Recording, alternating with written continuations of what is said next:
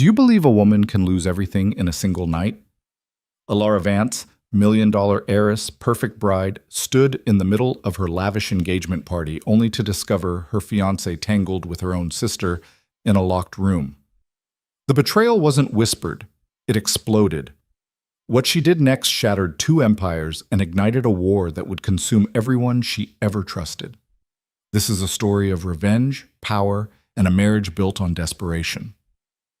Stay with me until the end. Hit that like button and comment what city you're watching from so I can see how far this story travels. Boo! The Vance Estate ballroom glittered like a monument to excess. Crystal chandeliers hung from vaulted ceilings, each one worth more than most people earned in a year. White orchids draped every surface. A string quartet played something classical and forgettable in the corner, while 200 of the city's elite mingled beneath gold leaf molding that caught the light like frozen fire. Alara Vance stood near the champagne fountain in a dress that cost $18,000, smiling at people she barely knew. Her engagement ring, a flawless 8-carat diamond, caught the light every time she lifted her glass. She'd been showing it off all night, letting women she'd never see again coo over it while their husbands calculated the Vance family's net worth behind polite grins. Dorian Vale stood across the room, tall and golden and perfect.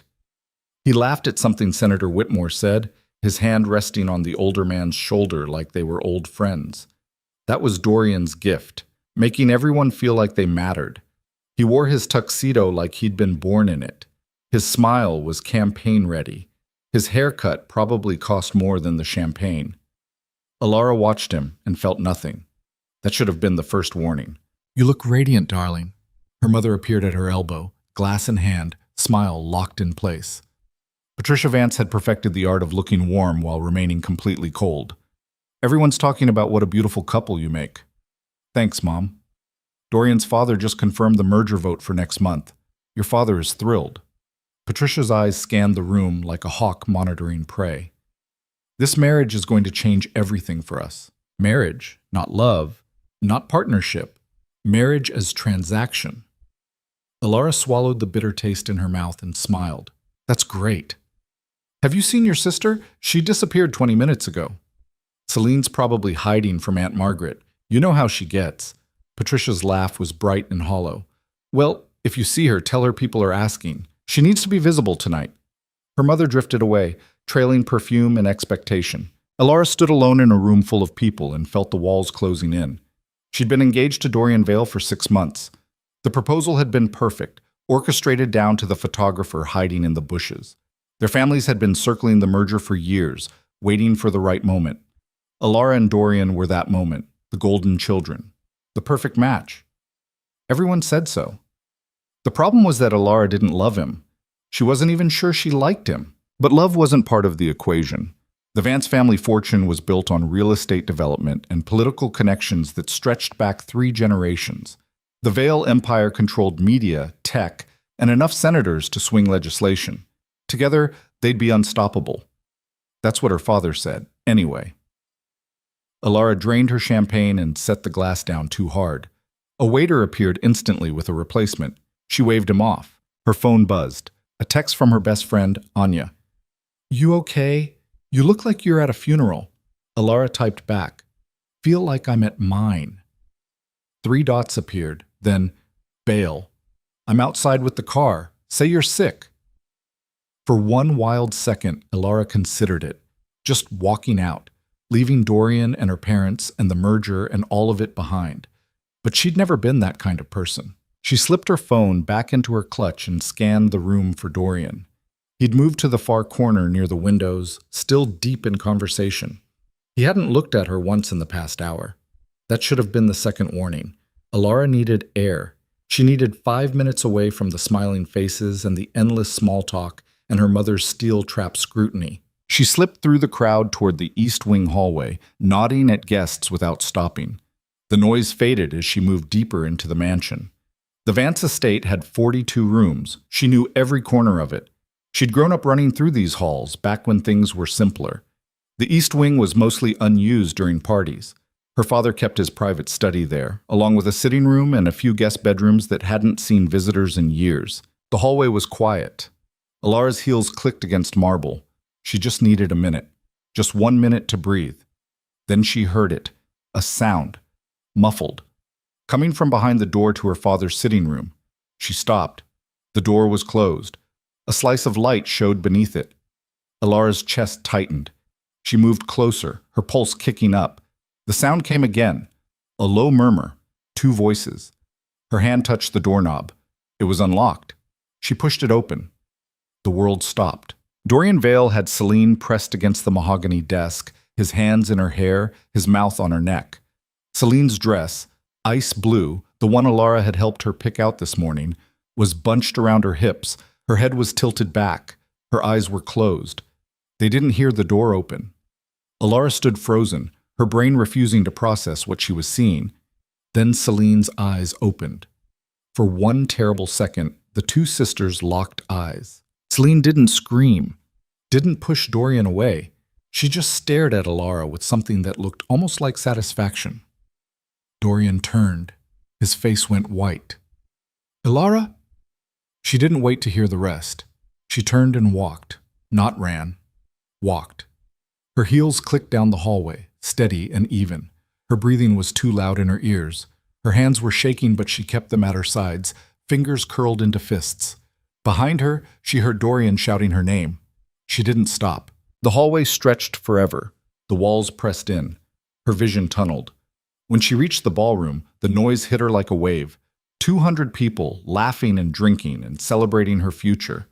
Alara walked through the crowd. Faces turned toward her. Conversations paused. Someone asked if she was all right. She didn't answer. She climbed the 3 steps to the small stage where the quartet had been playing. They stopped mid-song, staring at her. The room fell silent. Every eye in the ballroom turned to Alara Vance, standing alone under the chandelier light in her $18,000 dress. Her mother appeared at the edge of the crowd, face tight with concern. Her father stood near the bar, scotch in hand, frozen mid-conversation. Dorian burst into the room, tie loosened, face flushed. Celine appeared behind him, dress smoothed down, lipstick smeared. Alara looked at them and felt something inside her snap. "The engagement is off," she said. Her voice cut through the silence like glass. Gasps rippled through the crowd. Her mother made a choking sound. Her father's face went purple. Dorian started toward the stage. "Alara, let's talk about this. I found my fiancé with my sister 20 minutes ago." Her voice was steady now, cold and clear. "In my father's study. So no, Dorian. We're not going to talk about it." The room exploded. Voices erupted from every corner. Phones appeared. Camera flashes went off. Someone's mother fainted near the champagne fountain. Alara stood perfectly still and watched her life detonate. Her father pushed through the crowd, his face a mask of fury. "Alara, outside now." "No." He stopped dead. "What did you say?" "I said no." She looked at him, this man who'd raised her to be obedient, to be perfect, to be useful. "You wanted this marriage for the merger, for the money, not for me. You're hysterical. I'm done." She stepped down from the stage. The crowd parted around her like she was contagious. Celine stood near the entrance, tears streaming down her face in a performance worthy of an Oscar. "Alara, please, it's not what it looks like." Alara stopped in front of her sister. Celine was 2 years younger, softer, prettier. Everyone said so. Sweet Celine with her big eyes and her gentle smile, their father's favorite. "How long?" Alara's voice was quiet. Celine's tears kept falling. "I didn't mean for it to happen." "How long?" Something flickered across Celine's face, something ugly. 4 months. 4 months. The entire length of the engagement planning. The dress fittings and the venue tours and the cake tastings, all of it. Alara's hand moved before her brain caught up. The slap cracked across the silent ballroom like a gunshot. Celine stumbled back, hand flying to her cheek, shock replacing the crocodile tears. More gasps, more phones. The chaos ratcheted higher. Patricia Vance shrieked, "Alara Marie Vance!" Alara turned away from all of them. And that's when she saw him. Cassian Voss stood near the back entrance, half hidden in shadow, watching the destruction with dark, unreadable eyes. The Voss family was old money, older than the Vances, built on steel and shipping before pivoting to finance. Cassian's grandfather had built an empire. His father had expanded it. His mother had nearly destroyed it with scandal and federal investigations that were still quietly ongoing. Cassian himself was in exile. He'd been cut from the family 5 years ago after a very public fight with his mother. Rumor said he'd tried to expose her criminal dealings. Rumor said he'd stolen company secrets. Rumor said a lot of things. What everyone agreed on, Cassian Voss was dangerous. He was also the only person in the room who wasn't looking at Alara with pity or disgust or gleeful schadenfreude. He was looking at her like she was interesting. Alara moved through the crowd toward him. People scrambled out of her way. Behind her, Dorian was shouting. Her father was shouting. Her mother was probably having a stroke. She didn't care. Cassian watched her approach. He was tall, dark-haired, severe in a way Dorian's golden boy beauty could never match. His tuxedo was perfectly tailored. His expression gave away nothing. When she stopped in front of him, the entire ballroom held its breath. "Alara," he said quietly. His voice was deep, controlled. "That was quite a show. Marry me." His eyebrows rose. "Excuse me? You heard me? Marry me, tonight." Something shifted in his expression. Not quite a smile. "You're in shock." "I'm not." She stepped closer, close enough to see the flecks of gray in his dark eyes. "You hate your family. I hate mine. We both have something to prove. That's not a reason to get married. It's a better reason than love." The word tasted bitter. "Love makes you stupid. Love makes you weak. You know that as well as I do." Cassian studied her face. "What do you want from this?" "Protection, independence, revenge." She smiled, and it felt sharp enough to cut. "What do you want?" For a long moment, he didn't answer. Then he said, "A way back in." "To what?" "Everything my mother stole from me." Understanding clicked into place. Alara had never paid much attention to Voss family politics, but everyone knew the basics. Marianne Voss controlled the empire with an iron fist. Cassian had been the heir until he wasn't. He'd been fighting to reclaim his birthright for 5 years. A marriage to Avance would change the equation. "So we have a deal," Alara said. Cassian's eyes darkened. "You're serious?" "Completely. You understand what you're asking for, what this would mean." "Better than you think." Behind them, the chaos was reaching fever pitch. Security had arrived. Dorian was being physically restrained by 2 of Alara's cousins. Patricia Vance was screaming about family disgrace. Cassian looked past Alara at the wreckage of her engagement party, then back at her face. "All right," he said. "All right? I'll marry you, tonight." Alara felt something shift in her chest. Not relief. Not quite. Something colder and more certain. "Then let's go." Cassian held out his hand. She took it. They walked through the ballroom together, past the gasping guests and the flashing cameras and Alara's screaming mother. Past Dorian's white face and Celine's shocked tears. Her father blocked their path near the door. "You walk out that door, you're finished," he said. His voice shook with rage. "I'll cut you off. You'll have nothing." Alara met his eyes. Good. She'd been his perfect daughter for 26 years. His tool, his investment. She was done. They walked past him without looking back. Outside, the night air was cold and clean. Cassian's car was waiting, a black Mercedes with tinted windows. "Where are we going?" Alara asked as they climbed inside. "City Hall. I know a judge who owes me a favor. It's 11 o'clock at night." "He'll come." Cassian's smile was thin and sharp. Money opens doors, even at midnight. The car pulled away from the Vance estate. Alara watched the mansion disappear through the rear window. The glowing windows, the manicured grounds, the life she'd just blown apart. She felt nothing. No, that wasn't true. She felt free. Cassian was watching her. "Second thoughts?" "No. You?" "This is the most interesting thing that's happened to me in 5 years." He leaned back in his seat. "Tell me something, Alara. Did you plan this?" "No." "Then you're either very brave or very stupid." "Maybe both." She turned to face him. "Are you going to tell me I'm making a mistake?" "You are making a mistake. Marriage for revenge is always a mistake." He tilted his head. But I'm not going to stop you. Why not? Because I'm making the same one. The car slid through empty streets. The city lights blurred past the windows. Elara's phone had been buzzing nonstop since they left. She pulled it out and saw 73 missed calls. Texts flooding in. Her mother. Her father. Anya. Unknown numbers. She turned the phone off and dropped it in her clutch. No regrets? Cassian asked. Not yet. He laughed. It was a dark, quiet sound. This is going to destroy both our families. I know. Good. They arrived at City Hall 20 minutes later. The building was dark except for a single lit window on the third floor. Judge Nathaniel Reeves met them in his chambers, still in pajamas under his robe, looking deeply unhappy about being woken at midnight.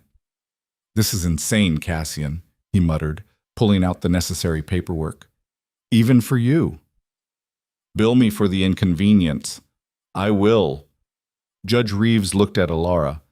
You're the Vance girl, the one getting married to... Not anymore. He raised his eyebrows but didn't push. You understand this is legally binding? No cooling off period? No backseas? I understand.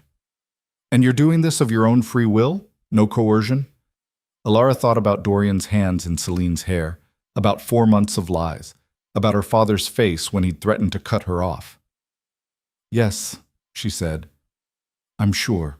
The paperwork took 15 minutes. They signed their names in blue ink. A clerk appeared from somewhere to witness.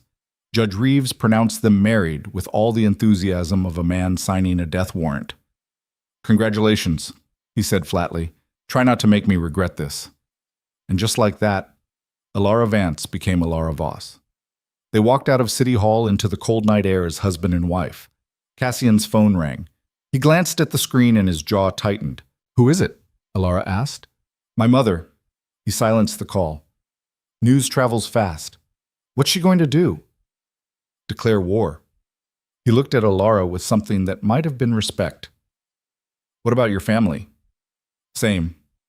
They stood on the courthouse steps, two strangers bound by law and mutual destruction. So what now? Elara asked. Cassian's smile was sharp in the darkness. Now we go to ground, let the chaos settle. Then we figure out our next move. Where? I have a place. Secure, off the grid. He studied her face. You trust me? No. Smart. He opened the car door. Get in anyway. Elara climbed into the Mercedes. She was married to a man she barely knew, cut off from her family, adrift in a life that had imploded in under 2 hours. She should have been terrified. Instead, she felt something fierce and bright burning in her chest. The car pulled away from City Hall. The city stretched around them, full of lights and secrets. Cassian's voice cut through the silence. There's something you should know. What? Your marriage to Dorian? It wasn't just about the merger. Elara's stomach tightened. What are you talking about?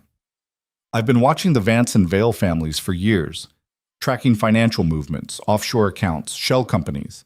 He turned to face her. Someone's been laundering money through both empires for over a decade, hundreds of millions of dollars. That's impossible. It's not, and Dorian knew about it. The words hit like ice water.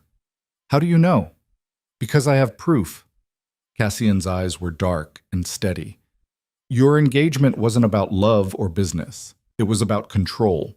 Someone needed to bind the families together legally before the FBI started asking questions. The FBI is investigating. Has been for 18 months, he paused. Marrying you wasn't just politically convenient for Dorian. It was insurance. Elara's mind raced. My father is involved. So is mine. So is Dorian's father. This goes deeper than family politics. Cassian's voice went cold. Your sister's affair wasn't an accident either. Someone wanted you distracted, vulnerable. Who? I don't know yet. But now that you're a Voss, you're part of it whether you want to be or not. He leaned forward. The federal investigation is going to detonate in the next few weeks. When it does, everyone in both families is going down. Unless we move first. Elara's hands were shaking. Why didn't you tell me this before I married you? Would you have believed me? No, she wouldn't have. What do we do? She whispered. Cassian's smile was cold enough to freeze. We burn it all down. From the inside. The car turned down a dark street. Alara watched the city lights blur past and realized she'd just married into a war she didn't understand. But she'd made her choice. No going back now. Cassian's phone buzzed again. This time he answered. "Mother," he said coolly. Alara couldn't hear the response, but she saw Cassian's expression go flat and hard. "That's not your concern anymore." A pause. "Because I just got married." Another pause. "Alara Vance. Well, Alara Voss now." The voice on the other end rose to a shriek. Even Alara could hear it.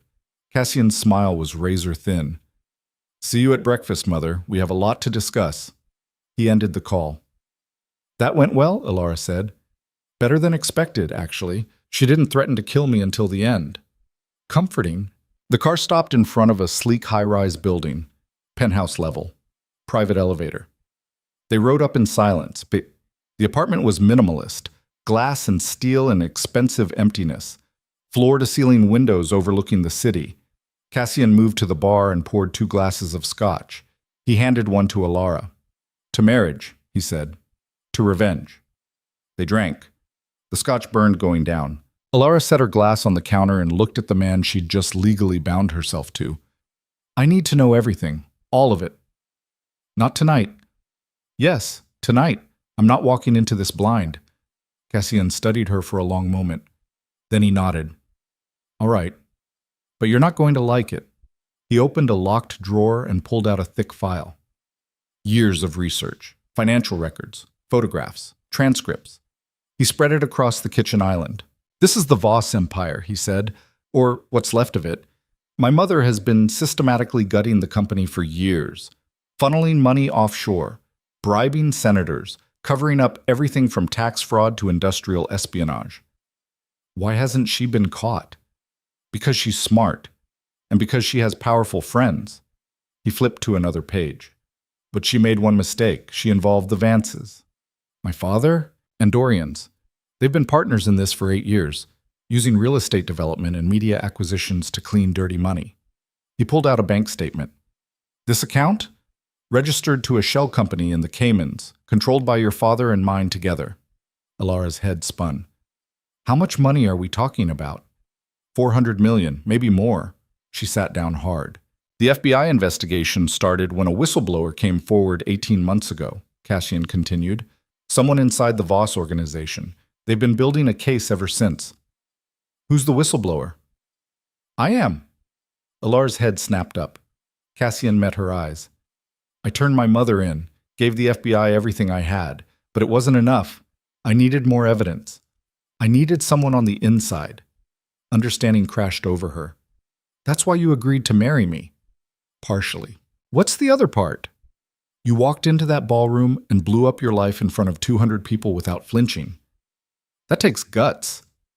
His expression softened slightly. "And you deserve better than being used as a pawn in someone else's game." Alara stood. Her legs felt unsteady. "What happens now?" "Now we wait. The FBI is moving. They'll make arrests within the next 2 weeks. When they do, it's going to get ugly." "How ugly?" "Your family will be destroyed.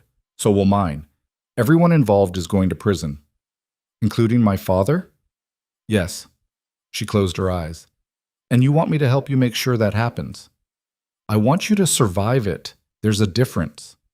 Alara opened her eyes and looked at the file spread across the counter. Evidence of her father's crimes, her family's corruption, a decade of lies. "I need air," she whispered. Cassian gestured to the balcony. She walked outside into the cold night. The city stretched below, a sea of lights and secrets. Somewhere out there, her family was falling apart. Dorian was probably drunk. Celine was probably crying. Her phone, still turned off in her clutch, probably had 1,000 messages by now. She didn't care. The glass door slid open behind her. Cassian joined her at the railing. "Regrets yet?" he asked. "Ask me tomorrow." They stood in silence, looking out at the city they'd both been born into. Old money, old power, old corruption. "What was your family like?" Alara asked. "Before it all went wrong?" Cassian's jaw tightened. "Cold. Efficient. My mother trained us like soldiers. My sister and I were investments, not children. Where's your sister now? I don't know. She disappeared 3 years ago. Cut all contact. Pain flickered across his face. I think my mother threatened her. Made her choose sides. I'm sorry. Don't be. She made her choice. Alara thought about Celine, about 4 months of betrayal, about the look in her sister's eyes when she'd been caught. Family is supposed to protect you, she said quietly. Family is a weapon, Cassian replied. The sooner you learn that, the better. The city hummed below them, sirens in the distance, life continuing. Alara's wedding ring caught the light, except it wasn't her engagement ring anymore. That was still sitting in her clutch, the 8-carat diamond Dorian had given her. She pulled it out and looked at it. What are you going to do with that? Cassian asked. Alara walked to the edge of the balcony, 40 stories up. The street below was a ribbon of light. She threw the ring. It arced through the darkness and disappeared. Feel better? Cassian asked. Not really. She turned to face him. But it's a start. His phone buzzed. He glanced at it and frowned. What? FBI Special Agent Marisol Vega wants to meet. Tomorrow morning. The agent handling the case? Yes. He looked at Alara. She knows about our marriage, wants to talk to both of us. How does she already know? Because nothing in this city stays secret for long. He put the phone away. You should get some sleep. Tomorrow's going to be complicated. Alara laughed. It sounded hollow. More complicated than today? Much. He showed her to the guest room. It was clean and impersonal, a hotel room in his own home.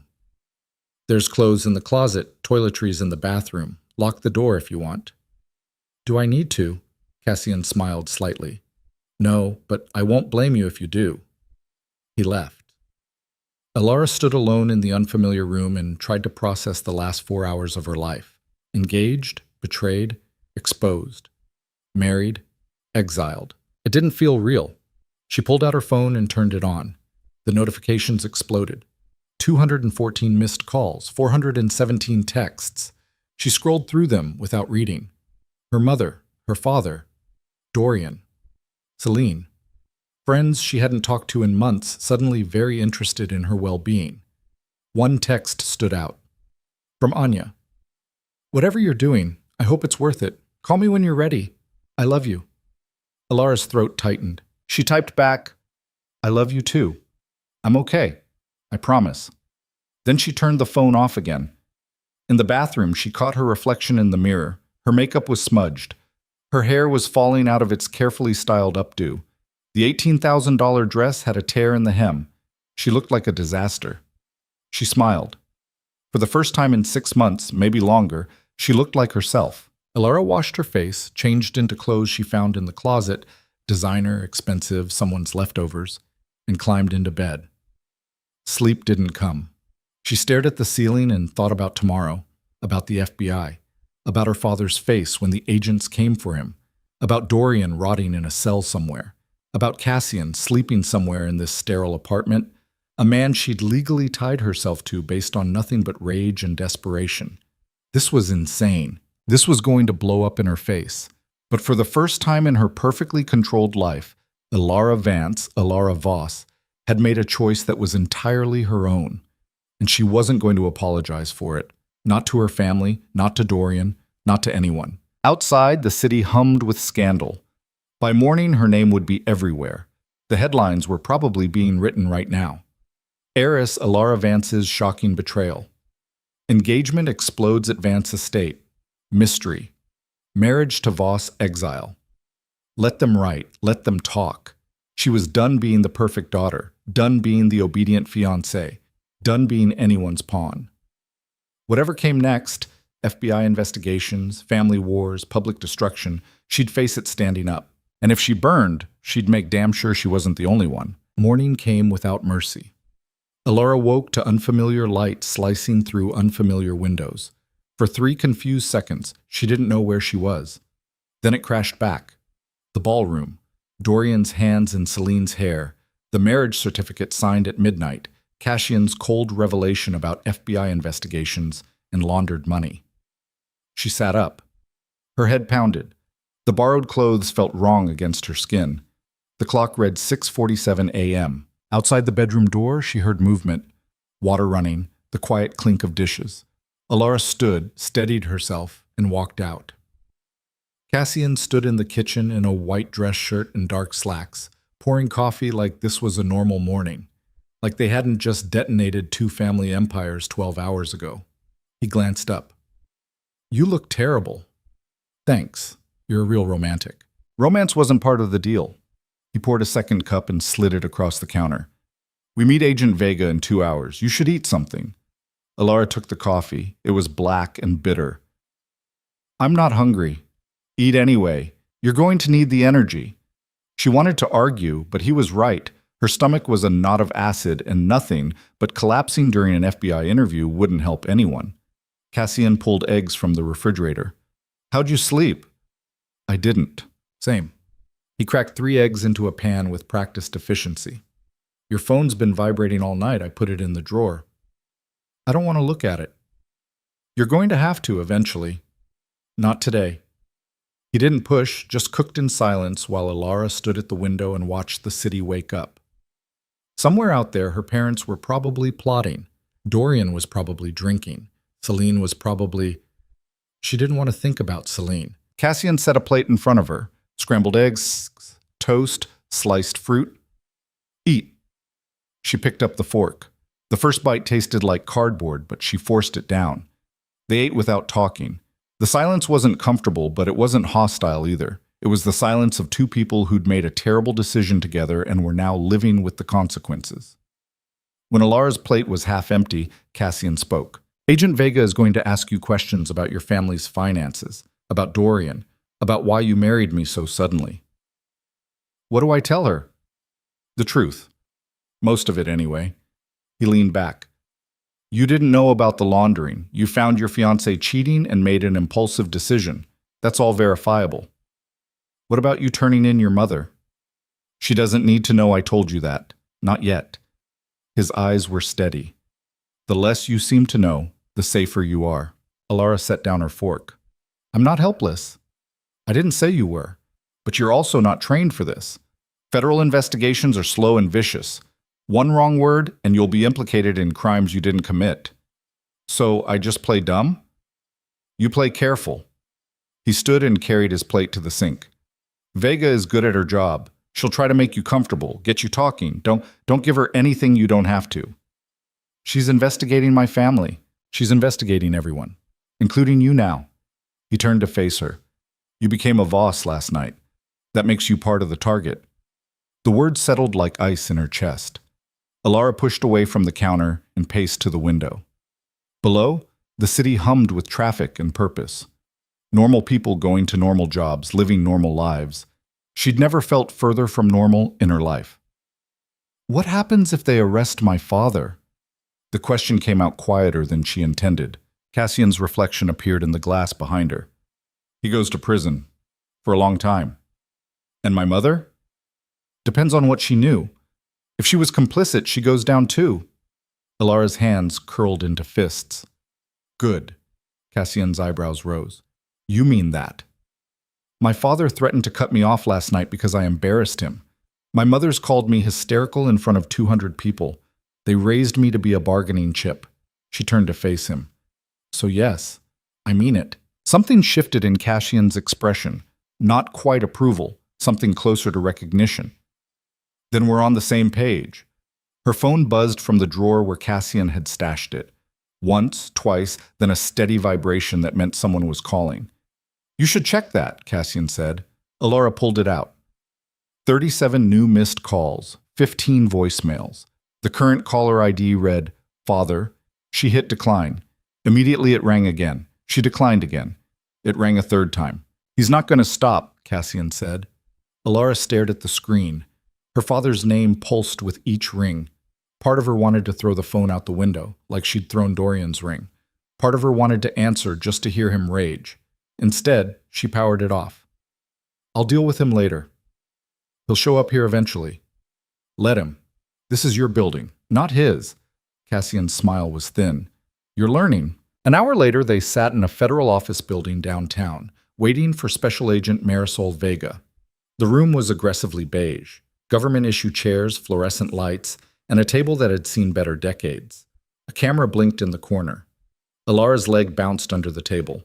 Cassian sat perfectly still beside her, unreadable. The door opened. Agent Vega was shorter than Alara expected, maybe 5'4", with dark hair pulled into a tight bun and eyes that missed nothing. She wore a gray pantsuit and sensible shoes, no wedding ring. Mr. Voss, Mrs. Voss. She sat across from them and set a file on the table. Congratulations on your marriage. Quite sudden, wasn't it? Alara's spine straightened. Is that a crime? No.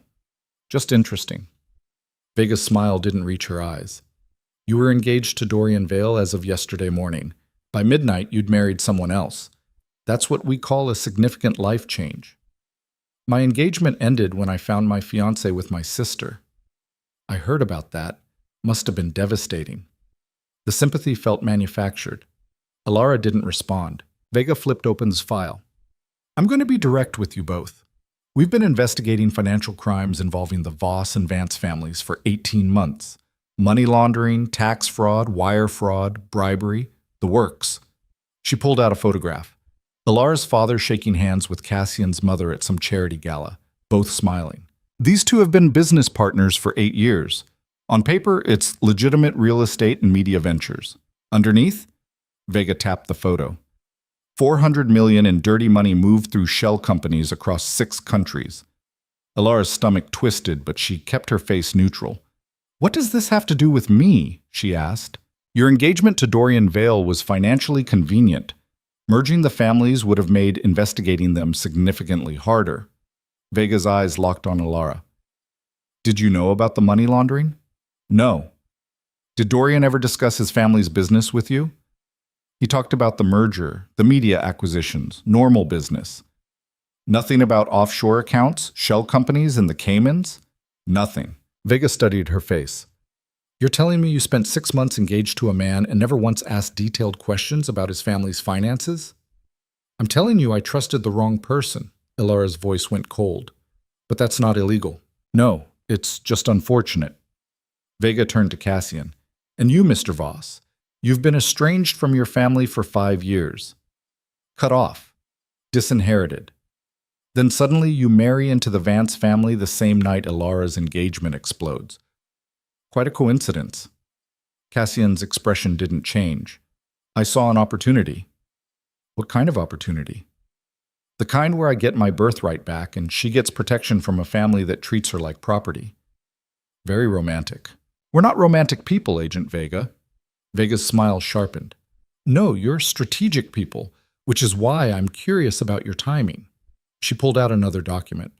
You filed a whistleblower report against your mother 16 months ago. Gave us financial records, emails, testimony, but the evidence had gaps. We couldn't move forward. Cassian said nothing. Then last night, you marry the daughter of your mother's primary business partner, the same partner we've been trying to flip for months. Vega leaned forward. So I'll ask you directly. Did you marry Alara Vance to gain access to her family's records? The question hung in the air like a blade. Alara's blood went cold. She turned to look at Cassian, but his face gave away nothing. I married Alara because she asked me to, he said evenly. That's not an answer. It's the only one you're getting. Vega's jaw tightened. She closed the file and stood. Here's what's going to happen. In the next 2 weeks, we're executing arrest warrants for multiple individuals in both families. Your father, Mrs. Voss. Your mother, Mr. Voss. Dorian Vale. Possibly others. Alara's throat tightened. Celine? Your sister's involvement is still being assessed. If she was complicit, yes. The room tilted. Alara gripped the edge of the table. Vega's expression softened slightly. I know this is difficult, but if you cooperate, if you provide testimony, we can offer protection. Immunity, if necessary. From what? Alara asked. I didn't do anything. Maybe not knowingly, but you benefited from illegal funds your entire life. The house you grew up in, your education, your trust fund, all of it came from laundered money. The words landed like punches. That's not my fault, Alara whispered. No, but it's still a problem. Vega pulled a business card from her pocket and slid it across the table. Think about what I said. If you want to help yourself, call me. She left. Alara and Cassian sat in silence. Finally, Alara spoke. Did you marry me to get to my family's records? Partially. The honesty was worse than a lie. You used me. We used each other. Cassian turned to face her. You needed protection and revenge. I needed a way back into the fight. That was the deal. You didn't tell me the deal included making me an FBI asset. Would you have said no? Alara wanted to scream, to hit him, to walk out. But he was right. She wouldn't have said no. I need air, she said. Alara, don't. She stood. Just don't. She walked out of the federal building into cold morning sunlight. Her hands were shaking. Her chest felt too tight. Behind her, she heard Cassian following. Go away, she said without turning. No. She spun to face him. You lied to me. I told you exactly what you needed to know when you needed to know it. That's not lying. That's strategy. It's manipulation. It's survival. His voice went hard. You think your family wouldn't throw you to the wolves the second it benefits them? You think Dorian gave a damn about you beyond what your name could buy him? That's not the point. That's exactly the point. Everyone is using everyone. The only question is whether you're aware of it or not. He stepped closer. I'm not your enemy, Alara. I'm the only person in this mess who's been honest about what they want. Honest? You just admitted you married me for access to my family. And you married me for protection and revenge. We both got what we wanted. His eyes were dark and steady. The difference is I'm not pretending this is anything more than it is. Alara's throat burned. What is it then? A partnership, a weapon, a way to destroy the people who've been using us our entire lives. He paused. But only if we trust each other enough to see it through. I don't trust you. Then learn, fast, because in 2 weeks the FBI is coming for everyone we know, and we're going to need each other to survive it. A car pulled up to the curb, black sedan, tinted windows. The back door opened and Patricia Vance stepped out. Alara's mother looked like she'd aged 10 years overnight. Her makeup was perfect, her suit immaculate, but her eyes were red-rimmed and furious. Alara Marie Vance, she said. Get in the car. No. Patricia's composure cracked. Don't be ridiculous. We need to talk about this disaster you've created. The disaster I created? Alara laughed, sharp and bitter. I'm not the one who's been laundering money for 8 years. Her mother's face went white. Lower your voice. Why? Worried someone might hear the truth? Alara, please. Patricia's voice dropped to something almost human. I know you're angry. I know last night was terrible. But running off with this man, she gestured at Cassian with barely concealed disgust, isn't the answer. He's my husband. You've known him for 12 hours. I knew Dorian for 6 months, and look how that turned out. Patricia flinched. Your father wants to see you. I don't care what he wants. He's still your father. He's a criminal. Alara stepped forward. And so are you, if you knew about the money. Her mother's mouth opened, then closed. Something flickered across her face. Fear, guilt, rage, all of it compressed into one terrible second. You don't know what you're talking about, Patricia said quietly. The FBI seems to think I do. They were very interested in our family's offshore accounts. All color drained from Patricia's face. You talked to the FBI? They talked to me. What did you tell them? The truth. That I don't know anything about the laundering because no one bothered to tell me I was living off stolen money. Patricia grabbed Alara's arm.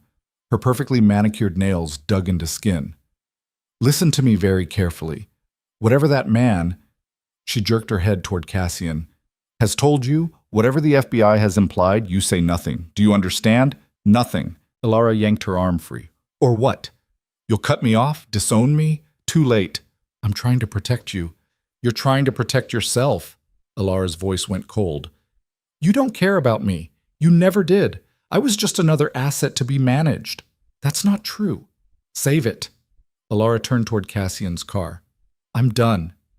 If you walk away now, you'll have nothing. Patricia's voice cracked. No family, no money, no future. Alara stopped.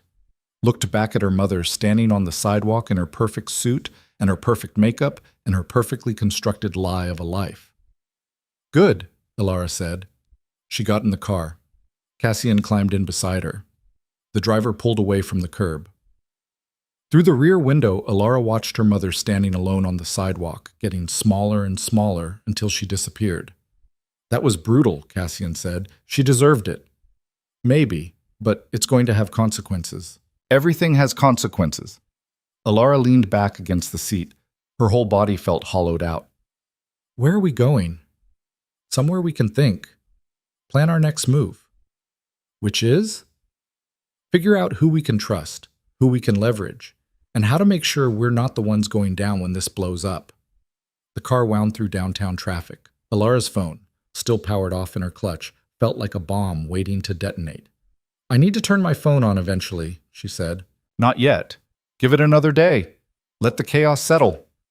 It's not going to settle, it's going to get worse. I know. Cassian looked at her.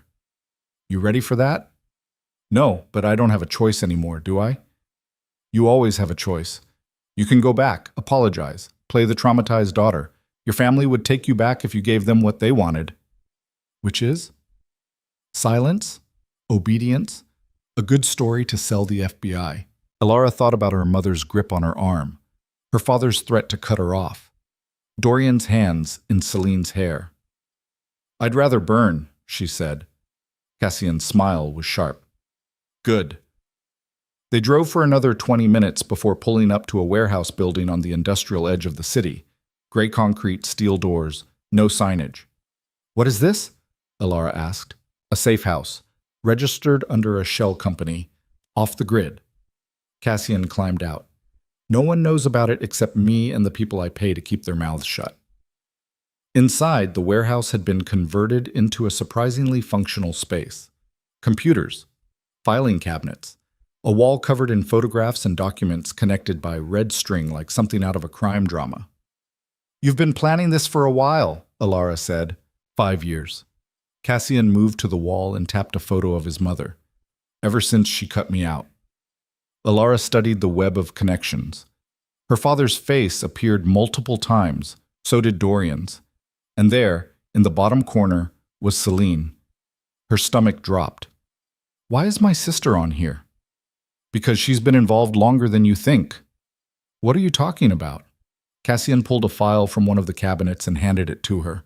Alara opened it. Bank statements, emails, photographs. Her hands started shaking. The emails were between Celine and Dorian, dating back 8 months. Not love letters. Business correspondence, account numbers, transfer confirmations, instructions on moving money between shell companies. She was helping him, Alara whispered. More than helping, she was actively facilitating the laundering. Cassian pointed to one email. This transfer. $2 million moved from a Vance shell company to a Vail holding account. Celine authorized it. But she's 24. She doesn't have that kind of access. Your father gave it to her 3 years ago, when she turned 21. He pulled out another document. She's been on the board of Vance Holdings since then. Low profile, no public role, but she had signing authority. The room spun. Celine. Sweet, pretty, harmless Celine. The affair, Alara said slowly. It wasn't just about betrayal. No, it was about control. Dorian needed someone inside your family who could move money without raising questions. Someone young enough to seem harmless. So he seduced her. Or she seduced him. Hard to say. Cassian's expression was grim. Either way, they've been partners for months, and they've been feeding information to someone. Who? That's what I'm trying to figure out. He moved to the computer and pulled up a series of financial documents. Someone's been coordinating the laundering operation. Someone with access to both families. Someone smart enough to stay hidden. Alara's mind raced. My father? Possible, but he's too obvious and too sloppy. This required surgical precision. Dorian's father? Same problem. Senator Vail is a politician, not a strategist. Then who? Cassian pulled up a final document. A wire transfer dated 3 days ago. $5 million from an offshore account to a secure vault in Geneva. The account holder's name was listed as M. Voss. Your mother, Alara breathed. Not just a participant, the architect. Cassian's voice went cold. She's been running this from the beginning. 8 years of fraud. Hundreds of millions moved, and she's been using your family and the veils as cover. But why? Because she's building something, a second empire. Clean money and offshore accounts that the FBI can't touch. When this explodes, she walks away with everything while everyone else burns. Alara sank into a chair. We have to stop her. We can't. Not directly. She's too protected, too connected. He pulled up a photo of Marianne Voss, elegant, cold, untouchable. But we can expose her. Make sure when the arrests happen, she goes down hardest. How? We need the original documents, the ones that prove she orchestrated everything. Bank routing instructions, signed authorizations, communications with the offshore accounts. Where are they? The Voss family estate. In her private safe. Alara looked at him. You want to break in. I want you to walk in. As my wife, you have legal access to family property. She'll never let me near that safe. She will if you ask the right way. Cassian's eyes were dark and calculating. You play the terrified new bride. Apologize for the scandal. Say you want to make amends. Get close to her. Earn her trust. I can't do that. You can. You've been playing roles your entire life. Perfect daughter. Perfect fiancée. This is just another performance. She'll see through it. Maybe. But she's arrogant. She'll think she can control you. He leaned forward. And while she's busy underestimating you, you get into that safe and copy everything. Alara's heart hammered. This is insane. This is necessary. Cassian's voice went soft. Your sister helped destroy you. Your parents used you as a bargaining chip. Dorian made you a fool, and my mother orchestrated all of it. He paused. Don't you want them to pay? Yes, she wanted it more than she'd wanted anything. What if I get caught? Then we both go down. Together. The word hung between them. Together. A partnership forged in destruction. Alara stood, walked to the wall covered in evidence, looked at her father's smiling face, her mother's perfect composure, Celine's innocent eyes, all of them liars, all of them guilty. When do we start? She asked. Cassian's smile was sharp enough to cut. Tonight, there's a charity gala at the Voss estate. My mother hosts it every year. Black tie, 500 guests, perfect cover. She'll never let me in. She will, because I'm going to call her right now and tell her I'm bringing my new wife to introduce her properly. He pulled out his phone. She can't refuse without looking weak, and my mother would rather die than look weak. What if she tries something? She will, but we'll be ready. Alara looked at the photos on the wall, the web of connections and lies, the evidence of crimes that spanned nearly a decade. This was the point of no return. If she did this, if she walked into Marianne Voss's territory and tried to steal the evidence that would destroy her, there would be no walking it back. No apologies, no reconciliation, just war. Make the call, Alara said. Cassian dialed. It rang twice before a cold, cultured voice answered. Mother, Cassian said, we need to talk about last night. Alara couldn't hear the response, but she saw Cassian's jaw tighten. Yes, I'm aware it was impulsive. That's why I'd like to bring Alara to the gala tonight. Introduce her properly. Show the world this is a real marriage, not a scandal. A pause. I know what you think of the Vances, but she's a Voss now. That means something. Another pause. Cassian's eyes met Alara's. We'll be there at 8. He ended the call. She agreed? Alara asked. She didn't have a choice. Too many witnesses, too much scrutiny. His expression was grim. But she's going to make you regret showing up. Be ready for that. I'm ready. No, you're not, but you will be. He moved to a locked cabinet and pulled out a small device.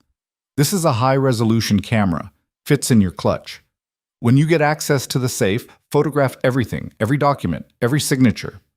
Alara took it. The metal was cold in her palm. What if there's a biometric lock? There is. Fingerprint scanner. But I know the override code. How? Because I set it up 6 years ago, before she kicked me out. His smile was bitter. She never changed it. Arrogance. He wrote a 6-digit number on a scrap of paper and handed it to her.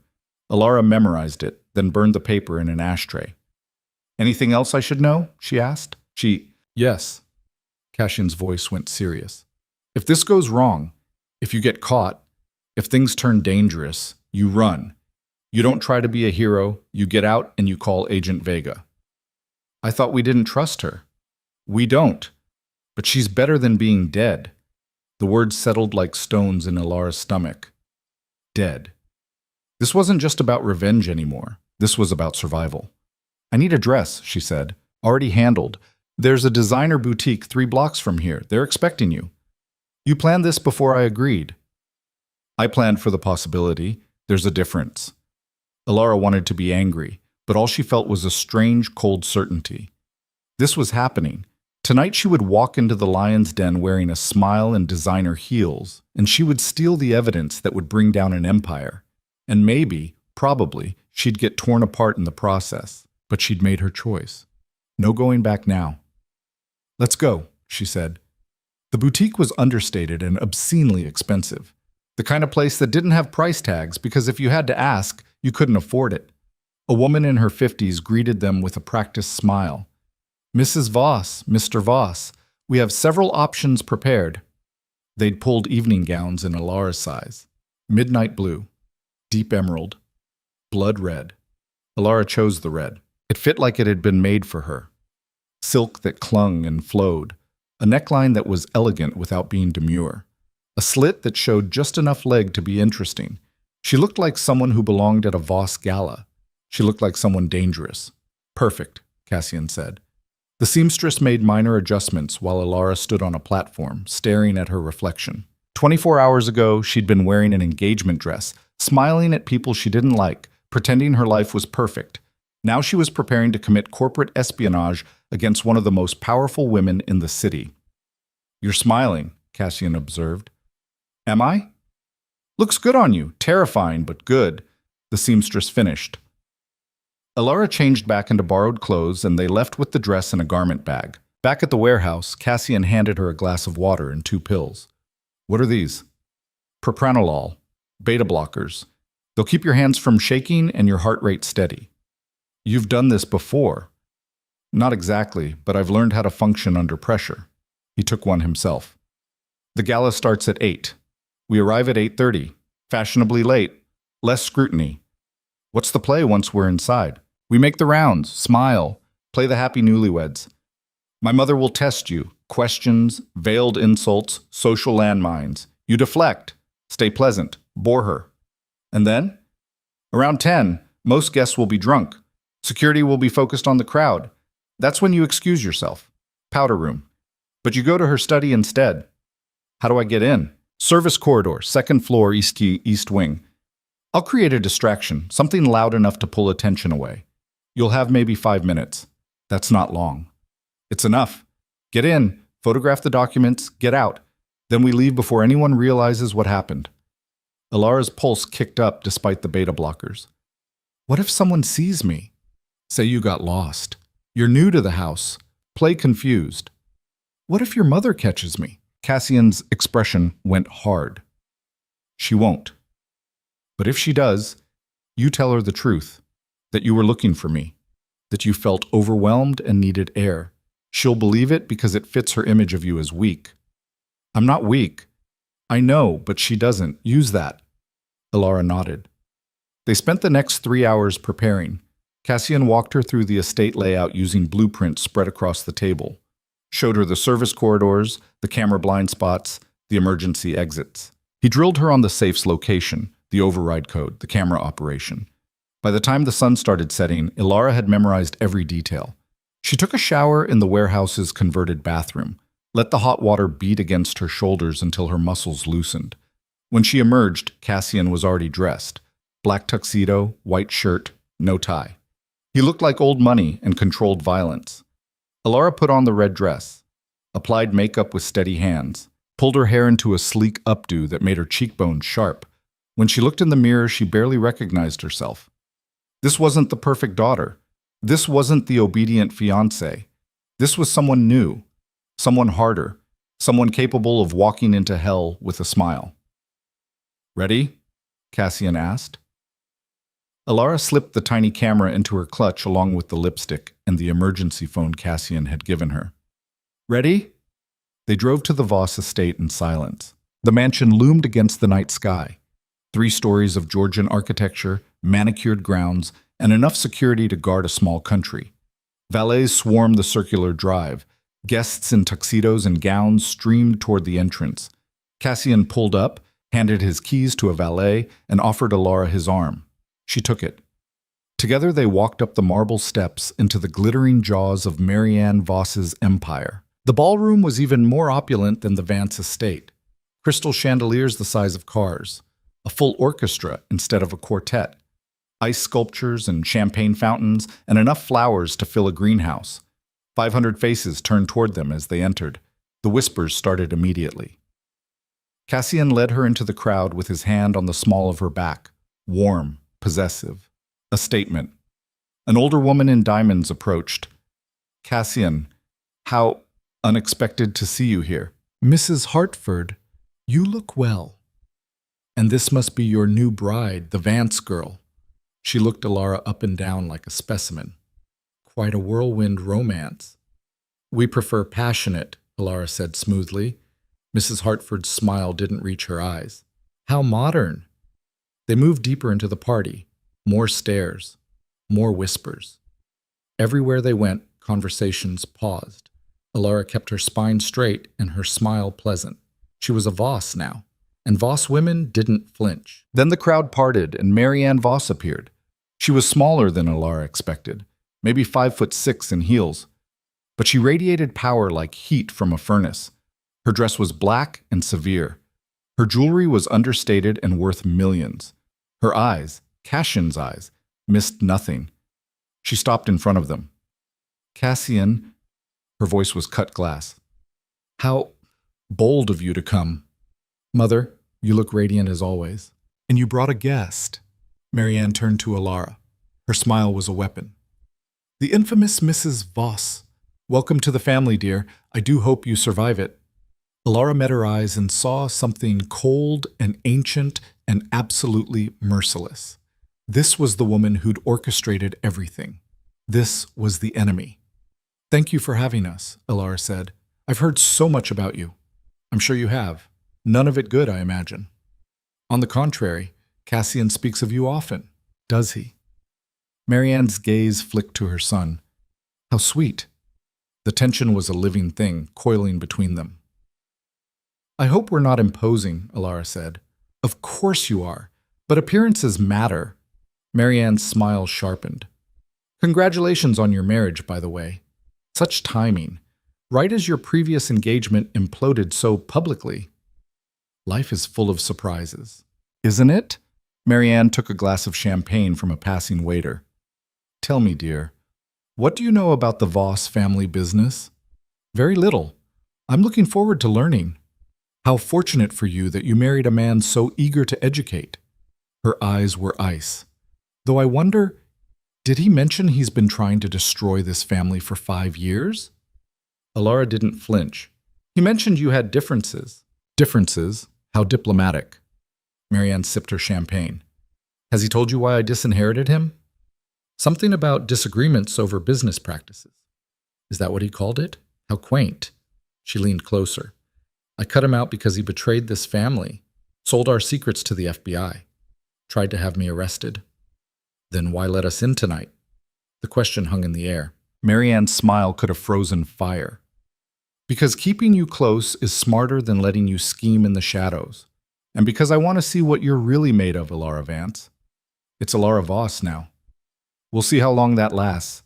She walked away, trailing ice and menace. Alara's hands were shaking. The beta blockers were wearing off. Cassian's hand tightened on her back. You did well. She knows. She suspects. There's a difference. She's going to be watching me all night. Let her. That's why we have a plan. They circulated through the party. Cassian introduced Alara to senators and CEOs and people whose names she recognized from headlines. Everyone smiled. Everyone lied. At 9:40, Cassian checked his watch. 20 minutes, he murmured.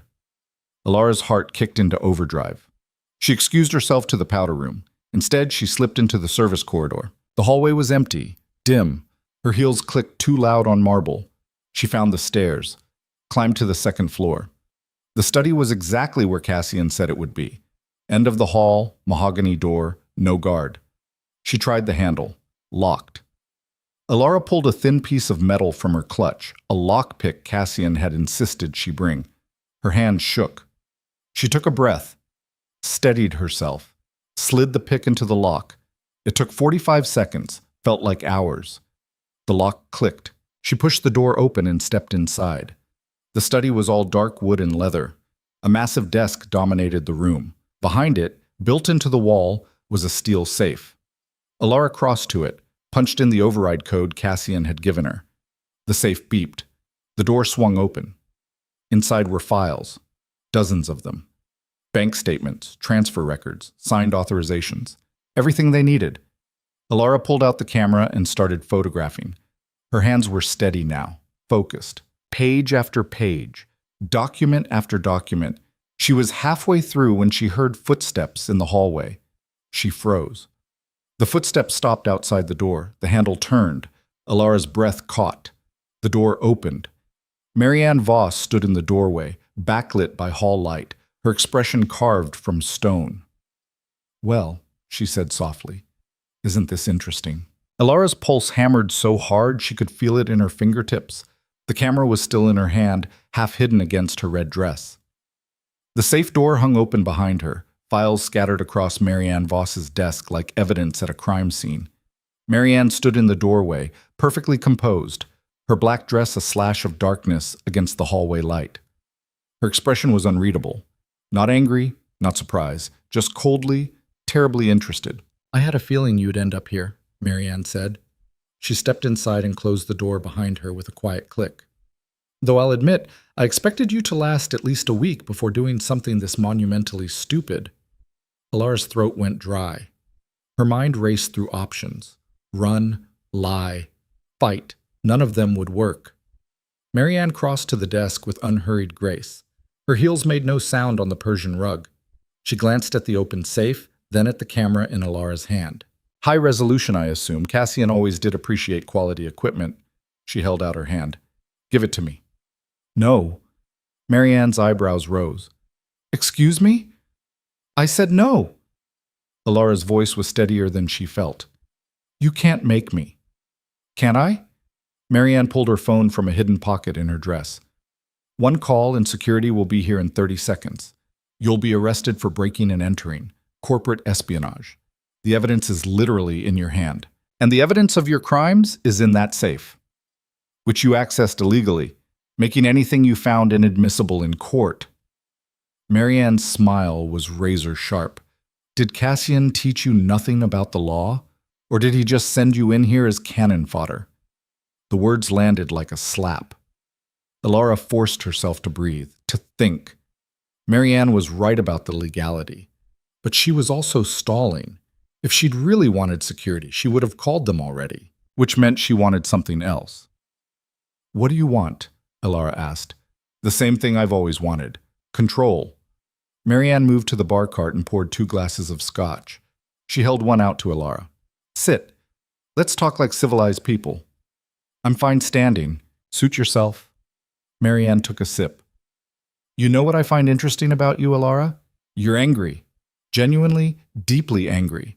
That's rare in our world. Most people, even when they're furious, they perform anger. But you're the real thing." "Your point?" "My point is that anger is useful, but only if it's directed properly." She gestured at the safe. "Breaking into my study, photographing my files, that's not direction, that's desperation. I'm gathering evidence against you. Are you? Or are you doing exactly what Cassian told you to do without questioning why?" Marianne set down her glass. "Tell me something, dear. Do you actually know what's in those files?" "Financial records, proof of money laundering." "Partially correct. But that's not all." Marianne pulled one of the folders closer. "These documents don't just implicate me, they implicate everyone. Your father, Dorian's father, and most importantly, they implicate Cassian." Alara's stomach dropped. "You're lying." "Am I?" Marianne opened the folder and pulled out a bank statement. "This offshore account, registered under a shell company called Meridian Holdings. Know who owns it?" She turned the page so Alara could see. The signature at the bottom read, "Cassian Voss." "That's a forgery. Ilara said, but her voice wavered. It's notarized, dated 18 months ago, right around the time Cassian first approached the FBI with his whistleblower nonsense. Marianne pulled out another document. And this transfer? $3 million moved from Vance Holdings to Meridian, authorized by your father, received by my son. Ilara's hands started shaking. No, he's trying to expose you. He's trying to take control of everything. Marianne's voice went cold. My son didn't turn me in because he has morals, Ilara.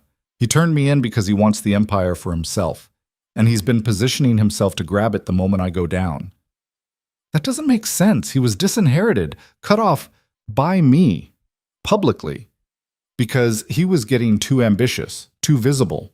So I removed him from the board and let everyone think he was exiled. She smiled. But private agreements don't require public knowledge.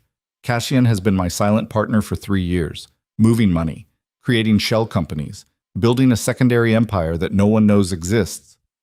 The room tilted. Ilara grabbed the edge of the desk to steady herself. You're lying, she said again, but it sounded weak even to her own ears. Think about it, dear. Why would Cassian marry you, a woman he barely knew? What did he actually gain from that marriage? Protection, a way back into the family. He was never out of the family. Not really. Marianne leaned forward. But marrying you, that gave him access to the Vance fortune, to your father's records, to the merger plans with the Vales. She paused. And most importantly, it gave him someone to blame when this all explodes. No, you're the perfect scapegoat, Ilara. The jilted fiancé who married into the Voss family out of revenge, who had access to both empires, who's angry enough to do something reckless. Marianne's eyes glittered. When the FBI makes their arrests, who do you think they're going to focus on? The exiled son who's been helping them? Or the unstable new wife with motive and opportunity? Ilara's knees went weak. She sank into the chair she'd refused moments ago. This couldn't be true. Cassian had told her everything, shown her the evidence, explained the plan, but he'd also kept secrets, manipulated her, used her anger as a weapon. I don't believe you, Ilara whispered. Then call him, right now. Ask him about Meridian Holdings. Ask him about the $3 million. Marianne pushed the documents across the desk. Or better yet, ask him why he needed you to photograph these specific files. Ilara stared at the papers, the signatures, the dates. Her mind raced back through the past 2 days. Cassian's careful explanations, the warehouse full of evidence he'd already collected, the way he'd positioned her to break into this exact safe, the way he'd known exactly what was inside. He's setting me up, she said slowly. Now you're catching on. But why? If he's already working with you. He's not working with me anymore. He's working against everyone. Marianne's voice was ice. Cassian wants the whole empire. Mine, your father's, the Vales, all of it. And he needs chaos to grab it. What better chaos than an FBI investigation that takes down everyone except him? Ilara's hands curled into fists. So you're both using me. Welcome to the family business. Marianne picked up her scotch. The difference is, I'm offering you a choice. Work with me, and you survive this. Maybe even profit from it. Work with Cassian, and you'll be the one in handcuffs when the agents arrive. Why would you help me? Because you're useful, and because my son made a mistake when he married you without my permission. He thought he was being clever, but he gave you legal access to Voss assets, made you family. Her smile was sharp. Which means you can testify against him. And immunity for testimony is a powerful thing. The study door opened. Cassian stood in the hallway, his tuxedo perfect, his face carved from stone. Mother, he said quietly, I should have known you'd interfere. And I should have known you'd send your little bride to do your dirty work. Marianne didn't look surprised. How long have you been listening? Long enough. Cassian's eyes shifted to Ilara. His expression was unreadable. We need to leave. Now. Ilara didn't move. Is it true? Meridian Holdings? Something flickered across his face. It's complicated. That's not an answer. Ilara, did you use me? Her voice cracked. Did you marry me to set me up as your scapegoat? The silence stretched too long. Jesus Christ, Ilara breathed. She's telling the truth. It's not that simple. Then make it simple. She stood, fury burning through the shock. Did you or did you not create shell companies to steal from both our families? Cassian's jaw tightened. Yes, but not to steal. To protect assets from… From what? From the FBI investigation you started? The one you've been feeding information to for 18 months? Alara laughed and it sounded broken. Let me guess. You positioned yourself as the hero whistleblower while secretly moving money offshore so you could grab everything once the arrests happened. That's a gross oversimplification. Is it wrong? He didn't answer. Marianne watched them both with cool satisfaction. This is fascinating. Please continue. Shut up, Cassian said without looking at her. Touchy. I raised you better than that. She turned to Alara. You see what I'm dealing with? A son who thinks he's smarter than everyone in the room, who plans elaborate schemes but forgets that people have feelings. I said shut up. Cassian's voice went hard. Alara, listen to me. Whatever she told you, it's designed to turn you against me. That's what she does. She finds your weakness and exploits it. Like you did? Alara's hands were shaking again. You found me in the middle of a public breakdown, vulnerable, furious, and you used that. You married me because I was useful. I married you because we could help each other. No, you married me because you needed access to my family and a fall guy when this exploded. She grabbed the documents from the desk. These prove you've been moving money, creating shell companies. You're not the victim here, Cassian. You're just another criminal. And you're just another pawn. Marianne's voice cut through. The question is, whose side are you on now? Alara looked between them. Mother and son. Two predators circling each other in expensive clothes and cold calculation. Both of them had used her. Both of them were guilty. I'm not on anyone's side, she said. She walked toward the door. Cassian blocked her path. You can't leave, not with those documents. Watch me. Alara, please, let me explain. Get out of my way. I can't do that.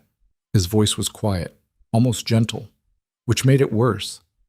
If you leave with that evidence, you'll destroy everything. The FBI will arrest everyone tomorrow. Your father, my mother, you, me, everyone. Good. You don't mean that.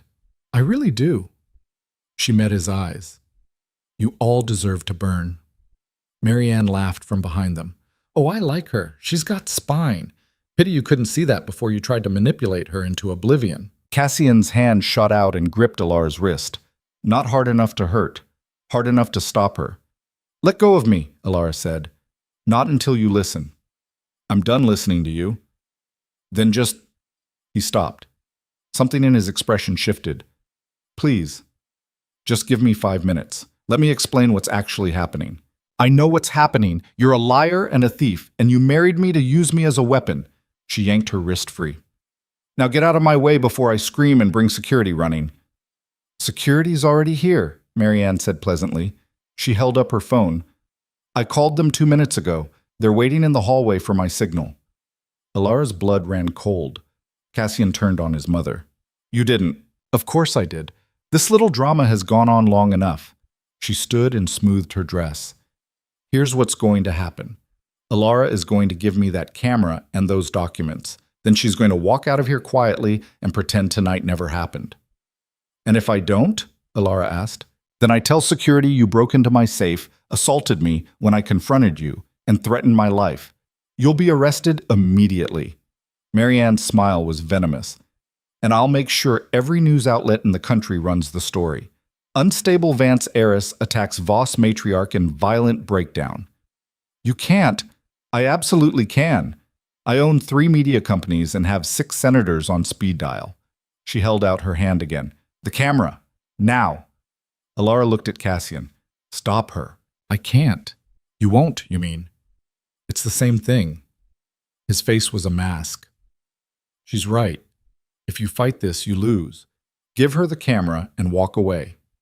So you can continue your plans without me, continue stealing and manipulating, so you survive, he said quietly. That's all I care about right now. The words would have meant something yesterday, before she learned the truth. Now they were just more manipulation. Alara pulled the camera from her clutch, held it in her palm, then she dropped it. The device hit the hardwood floor and shattered. Pieces of plastic and circuitry scattered across the Persian rug. Marianne's composure cracked. You little... It was already uploading to the cloud, Alara lied. Every photo I took, backed up remotely. Even if you destroy the camera, the evidence exists. It was a desperate bluff. The camera hadn't been connected to anything, but Marianne didn't know that. Her eyes narrowed. You're lying. Am I? Want to take that chance? For the first time all night, Marianne looked uncertain. Cassian moved fast. He grabbed Alara's arm and pulled her toward the door. We're leaving. Cassian, Marianne started. Stay out of this, Mother. He yanked the door open. 2 security guards stood in the hallway, large men in suits with earpieces and cold eyes. Mrs. Voss called for assistance, one said. False alarm, Cassian replied. My wife wasn't feeling well. We're leaving. The guards looked past him to Marianne. She stood in the doorway of her study, fury radiating from every pore. For a long moment, she didn't speak. Then she said, Let them go. The guard stepped aside. Cassian pulled Alara down the hallway. She could feel Marianne's eyes on her back like knives. They didn't speak until they were outside, standing in the cold night air while a valet brought the car around. That was phenomenally stupid, Cassian said. Which part? Trusting you or breaking into your mother's safe? Both. He looked at her. The cloud backup. That was a bluff? Obviously. It was a good one. Something that might have been respect flickered across his face. She'll tear apart every server she has looking for those files. Good. Waste her time. The Mercedes pulled up. They climbed in. The driver glanced back. Where to? Anywhere but here, Cassian said. They drove in silence through empty streets. The city lights blurred past. Alara's mind was spinning. Everything she thought she knew had been dismantled in under an hour. Cassian wasn't her ally. He was another manipulator. Marianne wasn't just an enemy. She was a survivor willing to throw anyone under the bus. And Alara was caught between them, useful only as a pawn in their war. I want a divorce, she said suddenly. Cassian didn't react. All right. That's it? Just all right? What do you want me to say? That I'll fight for our marriage? We both know what this was. He stared out the window. You want out? I won't stop you. How generous. I'm serious, Alara. File the papers tomorrow. I'll sign them. She should have felt relieved. Instead, she felt hollowed out. What about the FBI? She asked. What about them? Your mother said they're making arrests soon, that I'd be implicated. She was lying, trying to scare you. He finally looked at her. You're not in danger from the FBI. You didn't know about the laundering. You have no legal exposure. But you do. Yes. And you were planning to frame me anyway. No. His voice was flat. That's what my mother wants you to believe. It's not true. How am I supposed to know what's true anymore? Alara's voice rose. You've lied about everything. The shell companies, the money, your relationship with your mother. I didn't lie about that. We are enemies. Except when you're secretly working together to steal millions, we're not working together. Those accounts she showed you? I created them to hide assets before she could liquidate everything. It was protection, not theft. That's a convenient story. It's the truth. He leaned forward. Think about it, Alara. If I was really setting you up, why would I have brought you to the warehouse? Why would I have shown you all that evidence? To make me trust you. To make me think we were partners. Or because we actually are. His eyes were dark and steady. I'm not the villain here. You're not the hero either. Never claimed to be. He sat back. But I'm the one who pulled you out of that study before my mother destroyed you. That should count for something. It should, but it didn't. Not anymore. The car pulled up to the warehouse. The driver got out and disappeared into the shadows, giving them privacy. What now? Alara asked. Now you decide. Stay or go. Work with me or against me. I'm done trying to convince you. That's it? What else is there? You don't trust me. I can't fix that with words. He opened the car door. You know where I'll be. When you figure out what you want, let me know. He walked into the warehouse without looking back. Alara sat alone in the car, surrounded by leather and silence. Her phone, still turned off in her clutch, felt like a bomb. She pulled it out, powered it on. The notifications exploded. 532 missed calls, 618 texts, voicemails that would take hours to sort through. One text stood out, from a number she didn't recognize. "This is Special Agent Marisol Vega. We need to talk. Immediately. Lives depend on it." Alara's hands started shaking. She looked at the warehouse, at the dark windows where Cassian was probably already strategizing his next move. Then she looked at her phone, at the message from the FBI. Two choices, both terrible. Trust Cassian and hope he wasn't setting her up, or trust the FBI and hope they weren't using her as bait. Before she could decide, a second text arrived from Vega. "Your sister Celine is in federal custody. She's asking for you. If you care about her at all, come to the field office now." Alone. Celine. The word hit like a physical blow. Her sister, her betrayer, her enemy, was in custody, asking for her. Alara's finger hovered over the reply button. This was a trap. It had to be. But what if it wasn't? What if Celine actually needed help? "God damn it," Alara whispered. She typed back, "I'm coming." The response was instant. "Parking garage entrance. 2 guards will meet you. Tell no one." Alara looked at the warehouse one more time. She should tell Cassian, should bring backup. But if this was a trap, he'd either be in on it or powerless to stop it. And if Celine really was in trouble, if she was about to testify or cut a deal or do something that would implicate Alara, then knowing sooner was better than later. Alara gave the driver the address. The federal building was downtown, all concrete and bulletproof glass. The parking garage was empty except for a few sedans that screamed government issue. 2 agents in suits waited by the elevator. 1 male, 1 female, both armed. "Mrs. Voss?" the woman asked. "Yes." "This way." They didn't speak as the elevator climbed to the 6th floor. Didn't explain why Celine was in custody or what she'd told them. The silence was deliberate, designed to make Alara nervous. It worked. The doors opened to a hallway lined with offices. Fluorescent lights hummed overhead. Agent Vega waited by an interrogation room. She looked tired. Her suit was rumpled, coffee stained one sleeve. "Thank you for coming," she said. "I wasn't sure you would." "Where's my sister?" "Inside. But before you see her, we need to talk." "About what?" "About the fact that Celine Vance gave us a full confession 2 hours ago. About the money laundering. About her involvement with Dorian Vale. About your father's criminal enterprise." Vega's eyes were steady. "And about you." Alara's stomach dropped. "What about me?" "She claims you knew everything, that you were involved from the beginning, that your engagement to Dorian was designed to facilitate the merger and the money transfers." Vega paused. "She says you married Cassian Voss to help him steal evidence and destroy the competition. That's insane." "Is it? Because from where I'm standing, it looks pretty plausible." Vega pulled out a tablet and turned it so Alara could see. "This is security footage from the Voss estate tonight. You, breaking into Marianne Voss's private safe, photographing documents."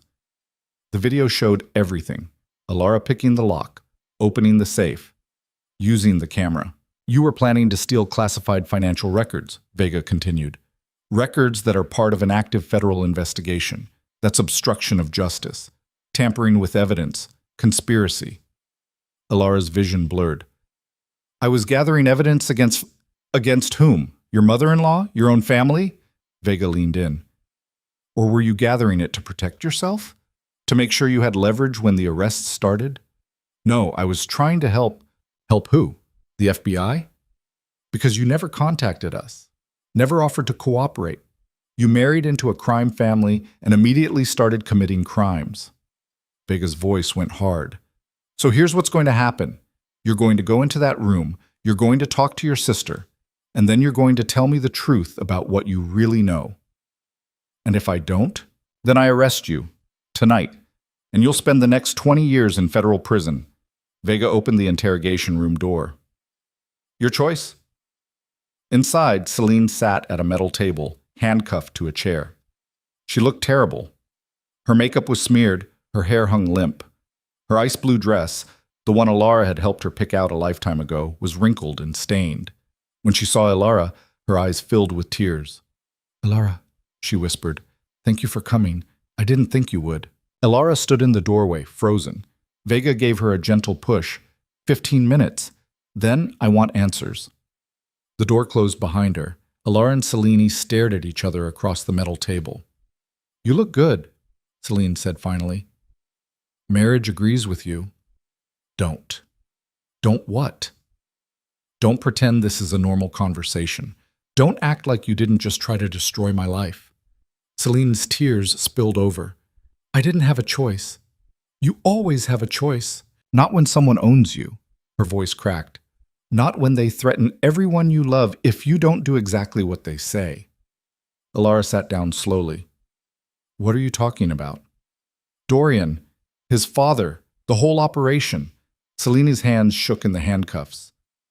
They didn't seduce me, Alara. They blackmailed me. With what? With you. The words hung in the air. Explain, Alara said quietly. Selene took a shuddering breath. 3 years ago, when I turned 21 and got access to the board, Senator Vale approached me, said he had information about irregularities in Dad's accounts, said he could either report it to the SEC or we could come to an arrangement. What kind of arrangement? I'd help move money through the Vance shell companies, sign off on transfers, keep quiet about what I was seeing. Selene's voice dropped. And in exchange, he wouldn't destroy Dad, wouldn't destroy our family, wouldn't destroy you. Alara's chest tightened. You're lying. I'm not. I swear I'm not.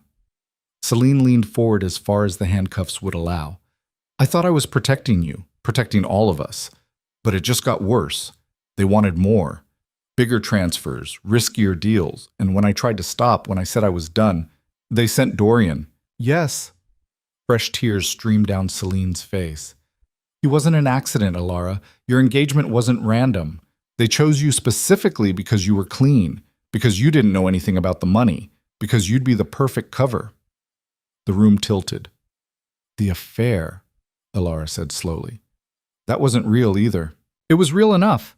Dorian was supposed to keep me in line by making me think I mattered to him, but somewhere along the way it became real for me, even though I knew he was using me. Selene's voice broke. I'm so sorry. For all of it. For betraying you. For being too weak to fight back. You should have told me. I tried. 12 times. But every time I got close, something would happen. A reminder. A threat. She looked at Alara with desperate eyes. The night of your engagement party, I was going to tell you everything. That's why I went to the study. To find proof. But Dorian followed me. And when you walked in, I saw what I expected to see. Yes. Selene's shoulders shook. And I let you believe it. Because I was a coward. Alara's hands curled into fists on the table. Why are you telling me this now? Because the FBI gave me a choice. Testify against everyone involved or go to prison for the rest of my life. Selene's voice went quiet. And when they asked me about you, when they wanted me to say you were part of it, I couldn't do it. I couldn't let them take you down too. So you confessed to everything. To everything I did. Yes. But I told them the truth about you, that you didn't know, that you were innocent. Agent Vega said you claimed I was involved. She lied. Selene's eyes flashed with something fierce. I would never do that, not after everything I've already done to you. Alara stared at her sister, trying to find the lie, the manipulation, but all she saw was exhaustion and regret. What happens now? Alara asked. I testify, next week, against Dad, against Senator Vale, against Dorian and his father, and everyone involved. Selene took a shaky breath. And then I go to prison. 3 to 5 years if I'm lucky. You're getting a deal? Reduced sentence in exchange for cooperation. It's better than life. She tried to smile. It came out broken. At least I'll be young enough to have a life when I get out. Alara felt something crack inside her chest. Selene wasn't the villain. She was another victim. Another pawn in someone else's game, just like Alara. I'm sorry, Alara said quietly, for slapping you, for walking away, for not seeing what was really happening. Don't apologize. You had every right to hate me. I did hate you. Part of me still does. Alara's voice softened. But part of me understands now. Selene's face crumpled. I don't deserve your forgiveness. Maybe not. But you're my sister. That has to count for something. They sat in silence, two women who'd been raised to be perfect and had both failed spectacularly. The door opened. Agent Vega stepped inside. "Time's up," she said. Alara stood. "What happens to her?" "She stays in protective custody until the trial, then prison, assuming she testifies like she promised." "Can I see her again?" "That depends." "On what?" "On whether you decide to cooperate too." Vega crossed her arms. "Celine gave us the Vances and the Vales, but we still need the Voss side of the equation. Cassian, Marianne, the offshore accounts." "I don't have that information." "But you know how to get it. You're married to Cassian. You have legal access to Voss properties and records." "You want me to spy on my husband. I want you to help us finish this investigation before more people get hurt." Vega's voice went hard.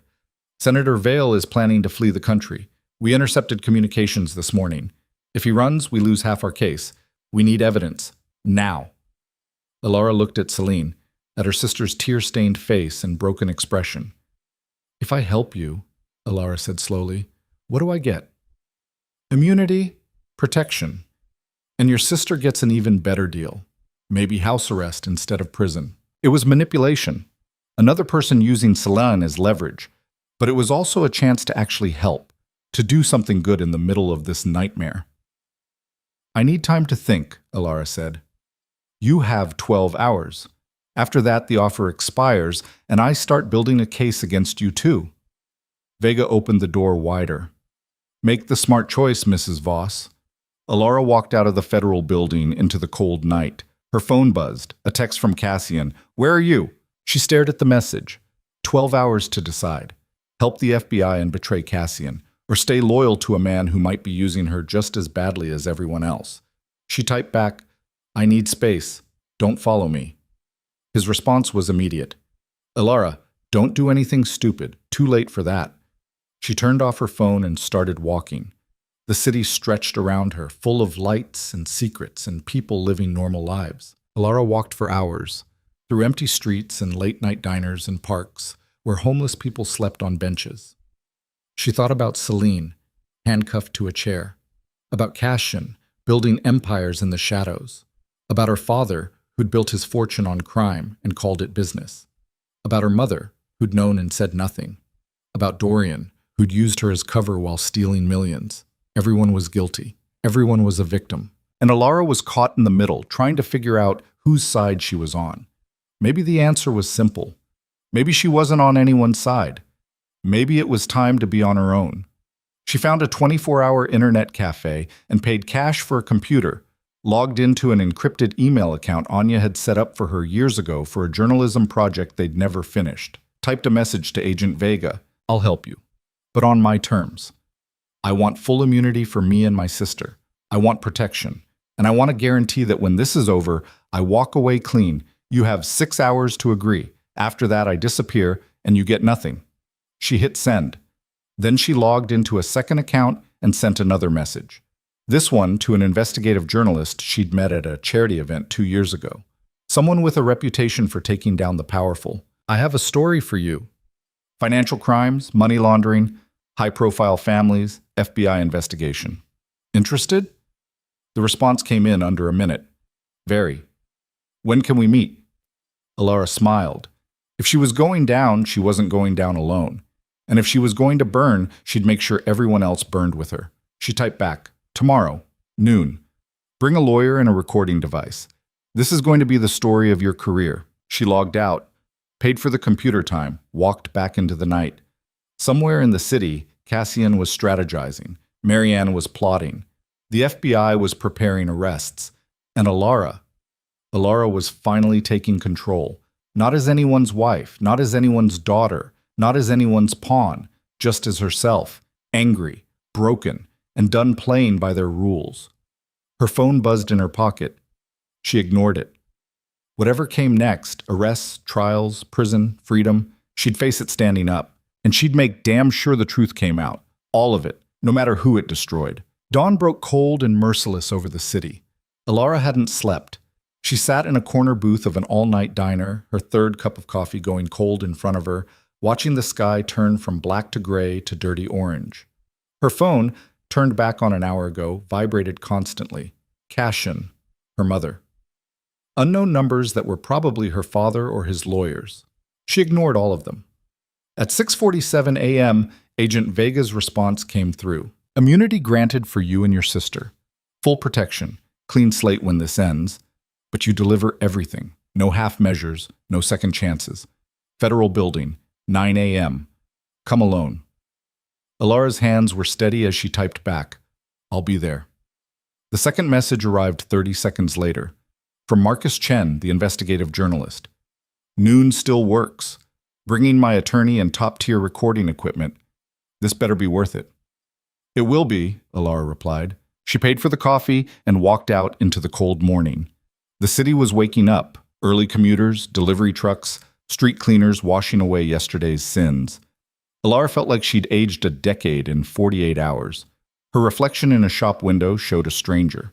Red dress wrinkled, makeup smudged, hair falling out of its updo. She looked like exactly what she was. A woman who'd walked through fire and was still standing. Barely. She found a department store opening early and bought clothes off the rack. Black slacks, white blouse, sensible shoes. The kind of outfit that said competent and unthreatening. The kind of outfit that wouldn't draw attention.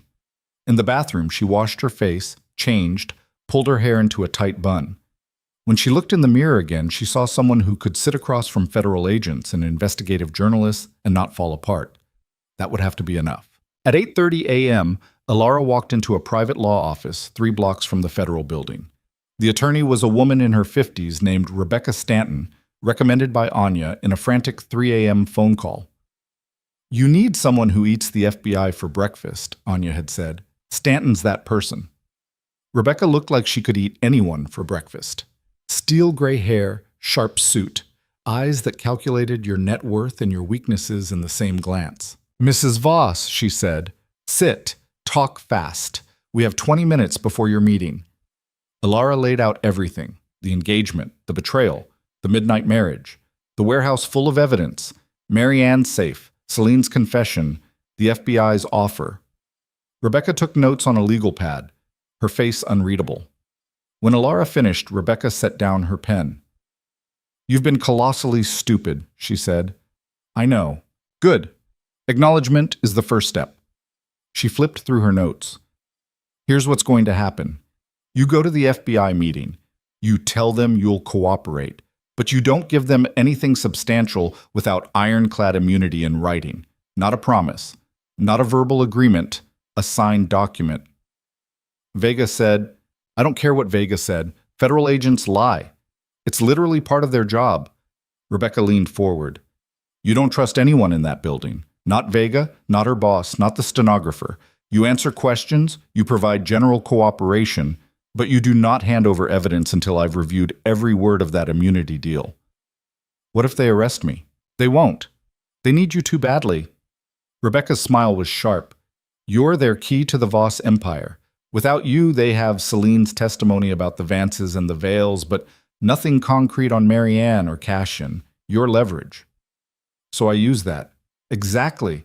You're not a victim walking in there. You're a negotiator with something they desperately want. She stood. I'm coming with you. They'll hate it, but they'll deal with it. The federal building was already humming with activity when they arrived. Agents in suits, uniformed officers, people who looked like they hadn't slept in days. The guard at the entrance gave Rebecca a long look. Attorney? Rebecca Stanton, representing Mrs. Voss. His expression soured. Agent Vega doesn't get to dictate my client's legal representation. We're here for the 9 a.m. meeting. Are you going to let us in or do I need to call a judge? The guard made a phone call, frowned, then waved them through. They rode the elevator in silence. Rebecca radiated the kind of confidence that came from years of walking into hostile rooms and winning. Alara tried to absorb some of it through proximity. Agent Vega waited outside the conference room. When she saw Rebecca, her jaw tightened. Mrs. Voss, I see you brought company.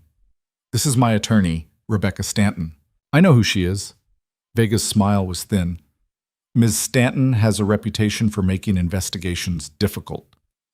I have a reputation for protecting my clients from prosecutorial overreach, Rebecca corrected. Shall we get started? Inside the conference room, 3 other agents waited. 2 men, 1 woman. All of them looked like they'd been awake for 36 hours running on coffee and determination. The senior agent, a man in his 60s with gray hair and tired eyes, gestured to the chairs. Mrs. Voss. Ms. Stanton, please. They sat. I'm Special Agent in Charge Thomas Reeves, the man said. Thank you for coming. We have a lot to discuss. Before we discuss anything, Rebecca said, I need to see the immunity agreement in writing. Reeves slid a folder across the table. Rebecca opened it and began reading. Her face gave away nothing. Elara's leg bounced under the table. She forced it to stop. After 5 minutes that felt like hours, Rebecca looked up. This is acceptable with 3 modifications. Which are? Reeves asked. First, immunity extends not just to financial crimes, but to any and all actions my client took while married to Cassian Voss, including, but not limited to, breaking and entering, photographing private documents, and anything that could be construed as conspiracy. Agreed. Second, protection includes full witness security if my client requests it. New identity, relocation, financial support. Reeves hesitated. That's expensive. It's non-negotiable. My client is about to testify against some of the most powerful people in this city. If she doesn't feel safe, she doesn't testify. Fine, agreed.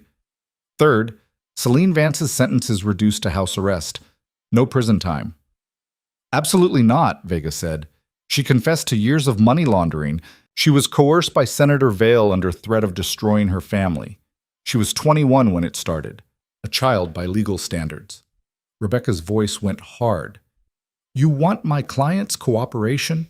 You give her sister a deal that doesn't destroy what's left of her life. Reeves and Vega exchanged looks.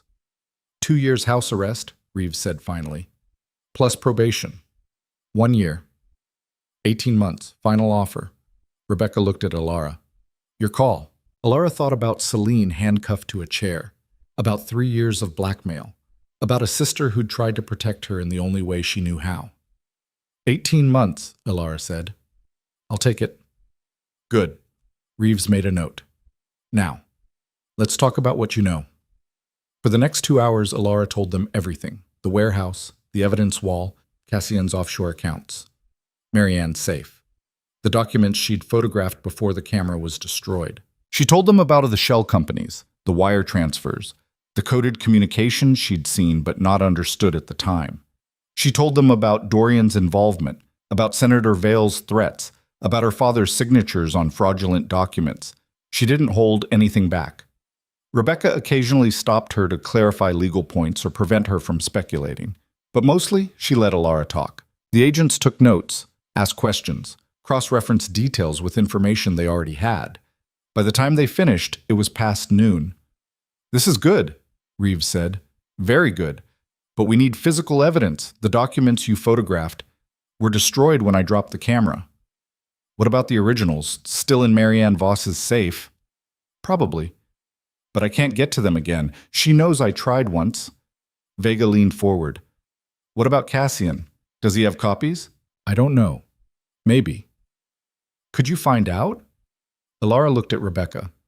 My client is not wearing a wire, Rebecca said flatly. We're not asking her to. Just have a conversation. Find out what he knows. Where the evidence is stored. That's the definition of wearing a wire without the actual wire. Rebecca stood. We're done for today. My client has provided substantial cooperation. You have enough to move forward with arrests. We have enough for some arrests, Reeves corrected. But Marianne Voss and Cassian Voss are too well protected. We need ironclad evidence or they walk. Then find it yourself. Mrs. Voss, Vega started, but Elara was already standing. I've given you everything I have, everything I know. If that's not enough, that's your problem, not mine. She walked out. Rebecca followed, her heels clicking sharply on the linoleum. They didn't speak until they were outside, standing on the sidewalk in weak noon sunlight. That was risky, Rebecca said. They were pushing too hard. They're desperate, which makes them dangerous. Rebecca pulled out a business card. If they contact you again, and they will, you call me immediately. Don't answer questions. Don't agree to anything. What about the journalist meeting? Rebecca checked her watch.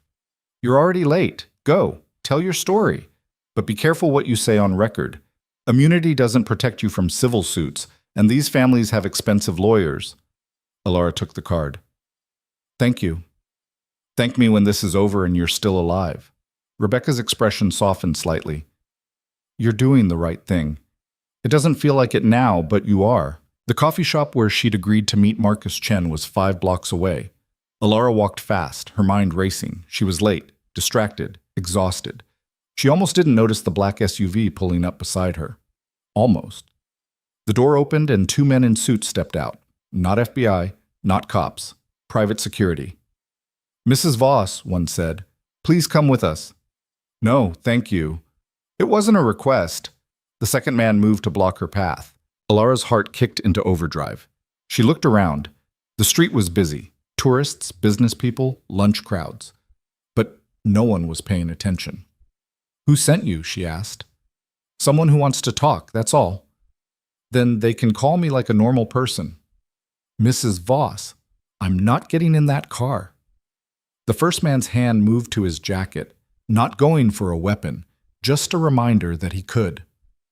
5 minutes of your time, a conversation, then we drop you wherever you want to go, Alara calculated. Scream and make a scene, run and hope they wouldn't chase her through a crowded street, or get in the car and find out who wanted her badly enough to send armed men. The second option was stupid. She chose it anyway. 5 minutes, she said. The interior of the SUV was all leather and tinted windows. A privacy screen separated the front from the back.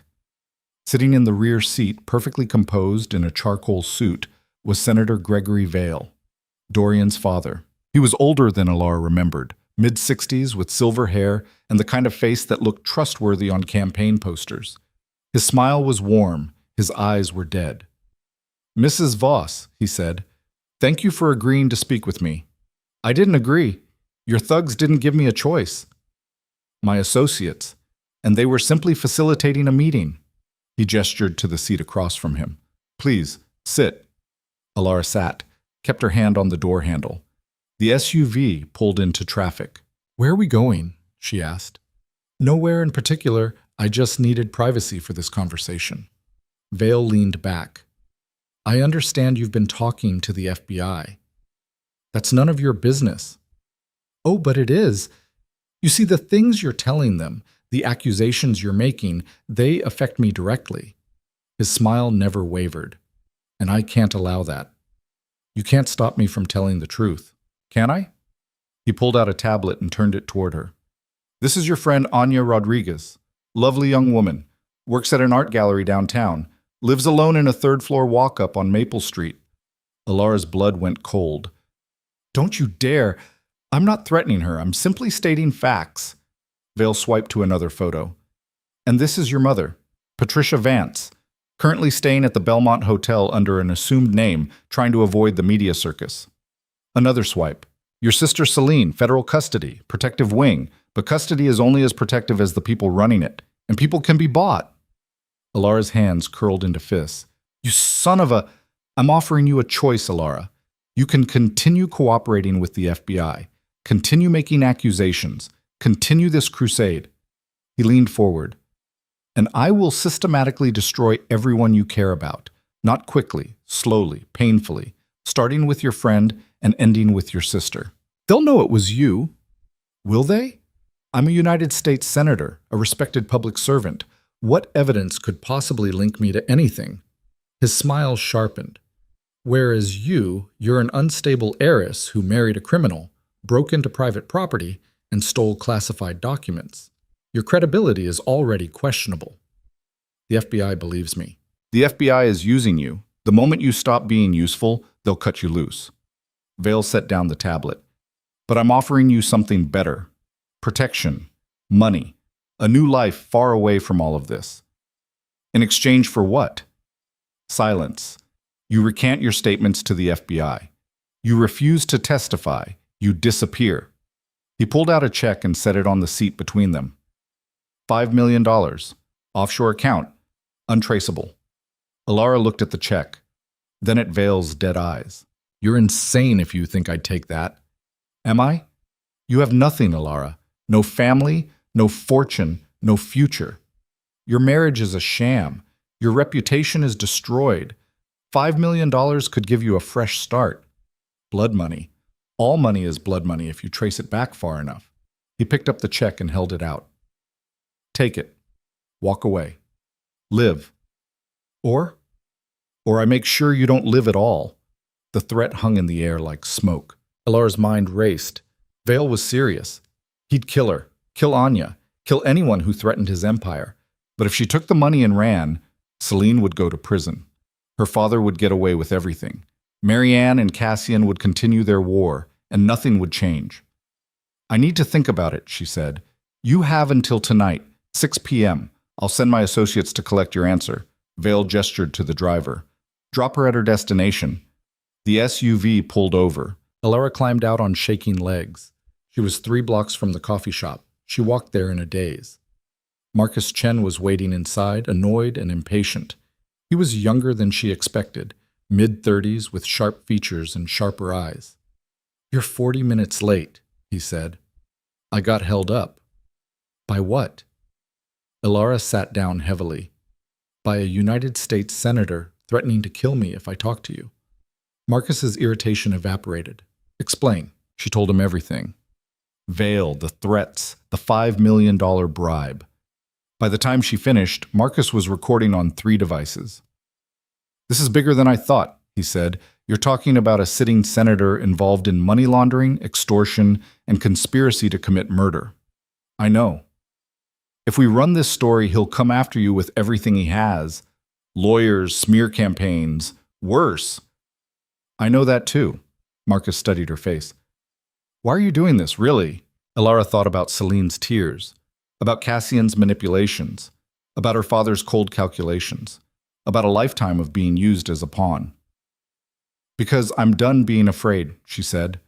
Marcus smiled. Good. Let's burn this whole thing down. They talked for 2 more hours. Marcus asked questions. Alara answered. His attorney, a sharp woman named Lisa Chen, Marcus's sister, took notes and occasionally stopped the recording to clarify legal points. By the time they finished, Marcus had enough for a multi-part investigative series that would destroy half the powerful families in the city. When does this run? Alara asked. Tonight. Online first, then print tomorrow. Marcus's eyes gleamed. Every major outlet will pick it up within hours. This is going to explode. Vale will know it was me. He already knows. You might as well make it count. Marcus stood. Go somewhere safe, lay low until this breaks. And whatever you do, don't talk to anyone from the families. Alara walked out of the coffee shop into the afternoon sun. Her phone vibrated. Cassian. We need to talk. Now. It's urgent. She ignored it. Another text. This one from an unknown number. Your $5 million decision is due in 3 hours. Choose wisely. G.V. Gregory Vale. Alara deleted it. A third text. From Anya. Are you okay? Your mom called me looking for you. She sounded scared. Alara typed back. I'm fine. Stay away from the Belmont Hotel. Don't talk to anyone from my family. I'll explain later. Anya's response was immediate. You're scaring me. Good. Be scared. Be careful. I love you. Alara turned off her phone and started walking. She needed to get off the streets. Needed to think. Vale's deadline was 6 p.m. Marcus's story would break around the same time. The FBI would move on arrests once the story went public. Everything was converging. She found a library and sat in the back corner, surrounded by books and silence. For 3 hours, she didn't move, just sat and breathed and tried to prepare for what came next. At 5:45 p.m., she turned her phone back on. 63 missed calls, over 200 texts, 1 voicemail from Cassian. She almost deleted it without listening, but something made her play it. His voice was strained, urgent. Alara, I know you don't want to hear from me. I know you don't trust me, but you need to listen. My mother knows about your FBI meeting. She has someone inside the federal building, and she's planning something tonight, something bad. Please, call me back. Let me help you. The message ended. Alara stared at the phone. It could be another manipulation, another lie, or it could be the truth. She was about to call him back when a news alert flashed across her screen. Breaking. Explosive investigation reveals money laundering conspiracy involving Voss, Vance, and Vale families. Marcus had published early. Alara opened the article. It was everything: her testimony, Celine's confession, financial records, shell company names, offshore account numbers. The truth, laid bare for the world to see. Her phone immediately exploded with calls. She ignored all of them and ran. Outside, the city had transformed. News vans appeared on corners. Reporters shouted into cameras. Police sirens wailed in the distance. It was happening. The whole empire was coming down. Alara's phone rang again. This time she answered. Alara Voss? A woman's voice. Professional. Cold. Who is this? This is Miranda Hayes, attorney for Marianne Voss. My client would like to meet with you immediately to discuss a resolution to this situation. Tell your client to go to hell. Mrs. Voss, I strongly advise... Alara hung up. She hailed a cab, gave the driver an address 3 blocks from the warehouse. If Cassian's warning was real, if Marianne really was planning something, then the warehouse was the only place Alara could get answers. The cab dropped her off as the sun was setting. The industrial district was quiet, empty, too quiet. Alara approached the warehouse carefully. The door was unlocked. Inside, the lights were off. Cassian? She called. No answer. She pulled out her phone and turned on the flashlight. The evidence wall had been stripped bare. Every photo, every document, gone. The filing cabinet stood open and empty. Someone had cleaned it out. Looking for something? Alara spun. Marianne Voss stood in the shadows near the back entrance. She wasn't alone. 4 men in suits flanked her. Security, armed. Where's Cassian? Alara demanded. Indisposed. Marianne stepped into the light. She looked different, harder, colder, like a mask had been torn away. Did you really think you could publish that story and walk away unscathed? It's the truth. The truth is whatever the most powerful person in the room says it is. Marianne gestured to her security. Take her phone. One of the men moved forward. Alara backed up. Touch me and I scream. Scream all you want. This building is soundproofed. No one will hear you. The man grabbed her arm. Alara drove her elbow into his throat. He staggered back, choking. The other 3 rushed her. Alara ran. She made it 10 feet before they caught her. Strong hands grabbed her arms, slammed her against the wall. Pain exploded in her shoulder. One of them ripped the phone from her hand and smashed it against the concrete. Alara struggled, kicked, fought. It didn't matter. They dragged her to a chair and zip-tied her wrists behind her back. Marianne watched with detached interest. I'll give you credit, Alara. You're more resilient than I expected, but resilience without strategy is just stubbornness. Where is Cassian? Safe. For now. Whether he stays that way depends entirely on you. Marianne pulled up a chair and sat across from Alara. Here's what's going to happen. You're going to call the FBI, tell them you lied, that your testimony was fabricated, that you were angry and vindictive and made everything up. No. Yes. Because if you don't, I will have your sister killed in federal custody tonight. It's remarkably easy to arrange: a careless guard, a fellow inmate with a grudge. These things happen. Alara's breath caught. You're bluffing. Am I? Marianne pulled out her phone and showed Alara a photo. Celine sleeping in a cell. The photo was time-stamped 20 minutes ago. I have people everywhere, Alara. The FBI, the police, the courts. You can't win this. Then why do you need me to recant? Because loose ends are untidy, and you're a very loose end. Marianne leaned closer. Make the call. Save your sister. Or refuse and watch everyone you love die while you rot in a warehouse no one knows exists.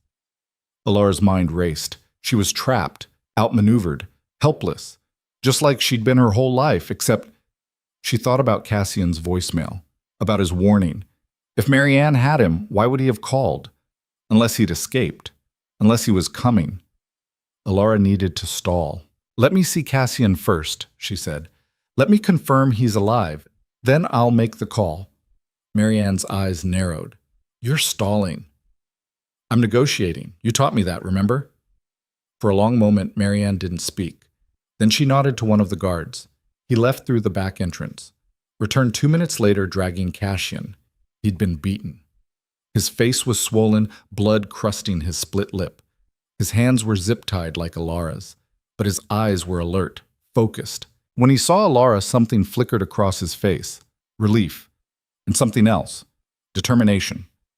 The guard threw Cassian into a chair next to Alara. "Happy now?" Marianne asked. Alara looked at Cassian, at the blood on his face, at the way he was breathing, shallow, controlled, like he was conserving energy. "What did you do to him?" she asked. "What I had to. He was becoming inconvenient." Marianne stood. "Now, the call. Make it." She held out a burner phone. Alara looked at it, at Marianne, at the guards with their guns and their cold eyes, at Cassian, who met her gaze and gave the tiniest shake of his head. "Don't do it." "No," Alara said. Marianne's composure cracked. "Excuse me?" "I said no. I'm not recanting. I'm not calling anyone. Do whatever you're going to do." "I'll kill your sister." "Then you'll kill her. But I'm not helping you cover this up." Alara's voice was steady.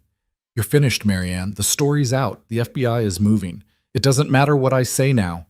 Marianne's face went white with rage. She backhanded Alara across the face. Pain exploded. Blood filled Alara's mouth. "You stupid, arrogant little girl," Marianne hissed. "Do you have any idea what you've done?" "I destroyed you, like you destroyed everyone else." Marianne pulled a gun from her jacket. Pointed it at Alara's head. "I should kill you right now." "Then do it." The warehouse door burst open. FBI agents flooded in, a dozen of them, weapons drawn, shouting commands. "Federal agents, drop your weapons!" Marianne's security hesitated. "Drop them now!" One by one, the guards set down their guns. Marianne still held hers, aimed at Alara. "Mrs. Voss," Agent Vega said, stepping forward. "It's over. Put down the weapon."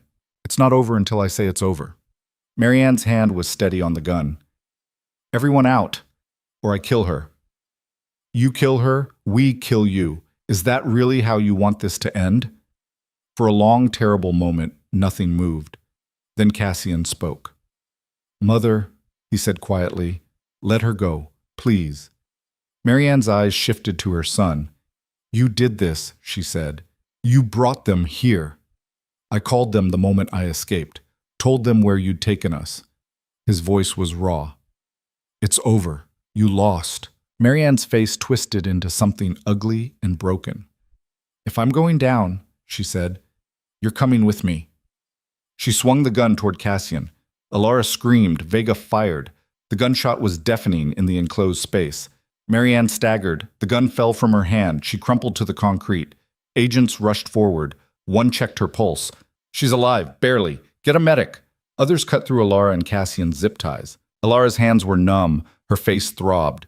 Blood dripped from her split lip onto her white blouse. Cassian pulled her up. His hands were gentle despite being battered. "Are you okay?"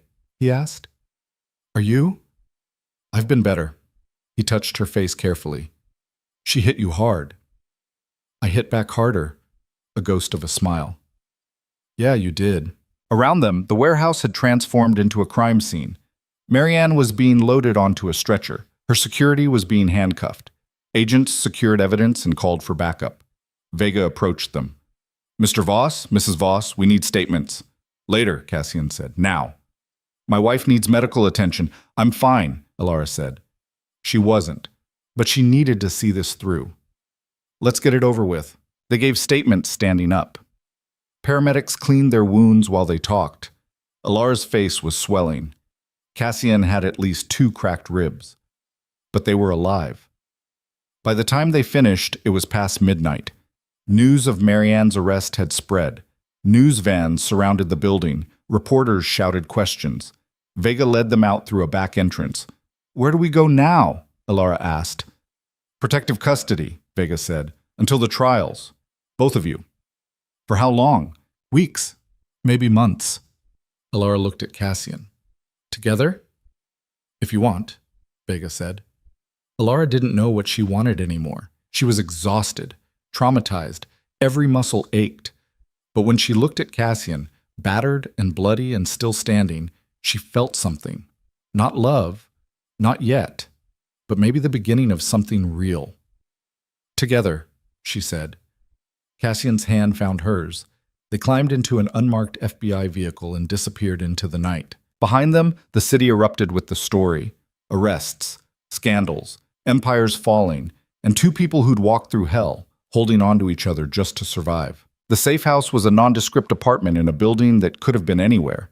Beige walls, generic furniture, windows that looked out onto a parking lot and a chain-link fence. Alara sat on the couch with an ice pack pressed to her face, watching the news coverage on mute. Every channel showed the same images. Marianne Voss being loaded into an ambulance, her security being arrested, the warehouse surrounded by federal vehicles. The ticker at the bottom scrolled endlessly. Breaking. Voss matriarch shot by FBI. Senator Vale arrested at airport attempting to flee. Dorian Vale taken into custody. Massive money laundering conspiracy exposed. Cassian emerged from the bathroom, his torso wrapped in fresh bandages. 2 cracked ribs and extensive bruising, the paramedic had said. He'd refused pain medication stronger than ibuprofen. You should rest, Alara said without looking away from the screen. So should you. Can't. He sat down beside her, careful not to jostle his ribs. For a while they just watched the city tear itself apart on television. Your mother's alive, Alara said finally. The report said she's in critical but stable condition. I heard. You don't sound relieved. I'm not sure what I am. Cassian leaned back gingerly. Part of me wanted her dead. Clean ending. No trial, no media circus. And the other part? Wants her to live long enough to face what she did. His voice was hollow. I want her to sit in a courtroom and hear every crime listed, every life she destroyed. I want her to know she lost. Alara understood that. She felt the same way about her father. Speaking of which, the news cut to footage of Richard Vance being arrested at the Vance estate.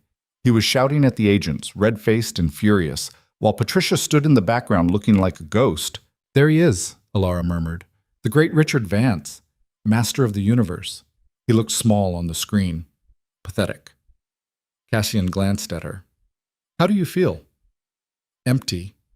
She pressed the ice pack harder against her face. I thought I'd feel vindicated, or satisfied, something, but I just feel hollowed out. That's normal? You sound like you know from experience. I do. When I first turned in my mother, I thought I'd feel like I'd won. Instead, I felt like I'd lost everything. He paused. It gets better. Eventually. How long is eventually? I'll let you know when I find out. A federal agent, one of the protective detail assigned to watch them, knocked on the doorframe. Agents Vega and Reeves are here. They need to speak with you both. Alara and Cassian exchanged looks. Send them in, Cassian said. Vega entered first, looking exhausted. Reeves followed, carrying a thick file. How are you both holding up? Vega asked. We've been better, Alara said. What do you need? Reeves set the file on the coffee table. We need to prepare you for what comes next. The trials are going to be extensive. Months, possibly years, and you're both key witnesses. We know. What you might not know is how ugly this is going to get. Vega sat in the chair across from them. Every family involved is hiring the best defense attorneys money can buy. They're going to come after your credibility, your motives, your mental state. Let them, Alara said. They're going to dig into your past, every mistake, every questionable decision. They'll paint you as unstable, vindictive, gold-digging. I said let them. Alara's voice was steel. I'm telling the truth. That's all I can do. Vega studied her face. You're stronger than I gave you credit for. I've had a crash course in survival. Reeves opened the file. We've compiled testimony from multiple sources. Your sister Celine has been incredibly cooperative. So has an accountant who worked for the Vale family. He came forward after the story broke. Between them and the physical evidence we've recovered, we have enough to prosecute everyone involved. What about Dorian? Alara asked. In custody, trying to cut a deal. Vega's expression was grim. He claims he was coerced by his father, that he didn't know the full extent of the laundering. He's lying. We know, but he's a wealthy white man with expensive lawyers. The jury might buy it. Alara's hands curled into fists. He can't walk away from this. He won't. We have too much evidence, but his sentence might be lighter than it should be. Vega leaned forward. That's the reality of the justice system. Sometimes the guilty don't get what they deserve. Sometimes they get deals and second chances. That's not justice. No, but it's the law. The words settled like ash. Cassian spoke up. What about my mother? Attempted murder of a federal witness, conspiracy, money laundering, tax fraud. If she survives her injuries, she's looking at life without parole. Reeves paused. Though her attorneys are already building an insanity defense. Of course they are. Cassian's laugh was bitter. She'll claim mental illness, diminished capacity, anything to avoid responsibility. Will it work? Alara asked. Alara Shirishwam. Unlikely, but it might reduce her sentence. Vega closed the file. The point is, this is going to be a long, brutal process. We need you both mentally prepared for that. We are, Cassian said. Good, because the arraignments start next week. After the agents left, Alara stood at the window and watched the parking lot. A few cars, empty spaces, the ordinariness of it felt surreal. Cassian joined her. What are you thinking? That 3 days ago, I was engaged to Dorian Vale and planning a merger that would have made both our families even more powerful. She touched the window glass. Cold. Unforgiving. Now I'm in witness protection waiting to testify against everyone I've ever known. Regrets? About which part? Any of it. Alara thought about the ballroom, about Dorian's hands in Celine's hair, about the moment she'd asked Cassian to marry her, about every choice that had led her here. No, she said finally. I'd do it all again. Even marrying me? She turned to look at him. His face was still swollen. His eyes were tired, but there was something honest in them now, something real. Even that, she said, though maybe with better timing. And better reasons? Maybe. She hesitated. Cassian, about what your mother said, about you using me as a scapegoat. It wasn't true, not entirely. He met her eyes. I did marry you partly because you gave me access to the Vance family, and yes, I thought having you as my wife would provide legal cover for some of my own activities, but I never planned to frame you for anything. Your mother had documents with your name on them, because I created shell companies to hide assets before she could liquidate everything. It was protection, not theft, but the optics are bad. I know that. He moved closer. The FBI cleared me. They know I was working with them, not against them, but I understand if you don't believe me. Alara studied his face, looking for the lie, the manipulation. She didn't find it. What she found was exhaustion, and something that looked like guilt. I believe you, she said quietly. Why? Because you could have left me in that warehouse, could have run, but you called the FBI instead. She paused. You saved my life. You saved mine first, when you refused to recant your testimony even with a gun to your head. His voice roughened. That was the bravest thing I've ever seen. Or the stupidest. Same thing sometimes. They stood close enough that Alara could feel the heat from his body, could count the bruises on his face. What happens after the trials? She asked. I don't know. Rebuild, I guess. Figure out what's left of the Voss Empire and decide if it's worth saving. And us? What about us? We're married. Legally. Do we? She faltered. Do we stay that way? Cassian's expression was unreadable. Do you want to? I don't know. Yesterday I wanted a divorce. Today I'm not sure what I want. That's fair. He touched her face gently, careful of the bruising. For what it's worth, I don't think this marriage was a mistake. It was impulsive and complicated and probably illegal in 17 different ways, but not a mistake. What was it then? A choice, one we both made. His thumb brushed her cheek. We can unmake it if you want. File papers. Walk away. No hard feelings. Or we see where this goes. No manipulation, no schemes, just two people who went through hell together and are still standing. Alara's heart hammered. This was real. No FBI pressure, no family expectations, no desperate need for protection, just a choice. I need time, she said. Take all the time you need. I'm not going anywhere. The next week blurred into a series of legal proceedings and media storms. Richard Vance was arraigned on charges of money laundering, conspiracy, and fraud. He pleaded not guilty and was denied bail. Patricia Vance was released after questioning. The FBI couldn't prove she'd known about the criminal enterprise. She moved into a hotel and stopped taking Alara's calls. Senator Gregory Vale was arrested at the airport with $2 million in cash and a one-way ticket to a country without extradition. His bail was set at $50 million. He couldn't make it. He stayed in custody. Dorian Vale was arraigned on charges of conspiracy, fraud, and obstruction of justice. His attorneys immediately began negotiating a plea deal. The prosecutors were considering it in exchange for testimony against his father. Marianne Voss survived surgery but remained in critical condition under guard at a federal medical facility. Her arraignment was delayed until she was stable enough to stand trial. Celine was transferred to house arrest under the plea agreement. Alara visited her on a rainy Tuesday afternoon. The house was small, a rental in a quiet suburb monitored by electronic ankle bracelet and weekly check-ins with a federal agent. Celine opened the door looking thinner than Alara remembered. Her hair was pulled back. No makeup. Sweatpants and an old college t-shirt. She looked young, vulnerable. "Hi," she said. "Hi." They stood awkwardly in the doorway. "Come in," Celine said finally. The house was sparse. Furniture that came with the rental. A few personal items. Books stacked on the coffee table. "It's not much," Celine said, "but it's better than prison." "How are you holding up?" "I'm alive." "That's something." She sat on the couch. "I saw the news about what happened in the warehouse. Alara, I'm so sorry." "Don't." Alara sat across from her.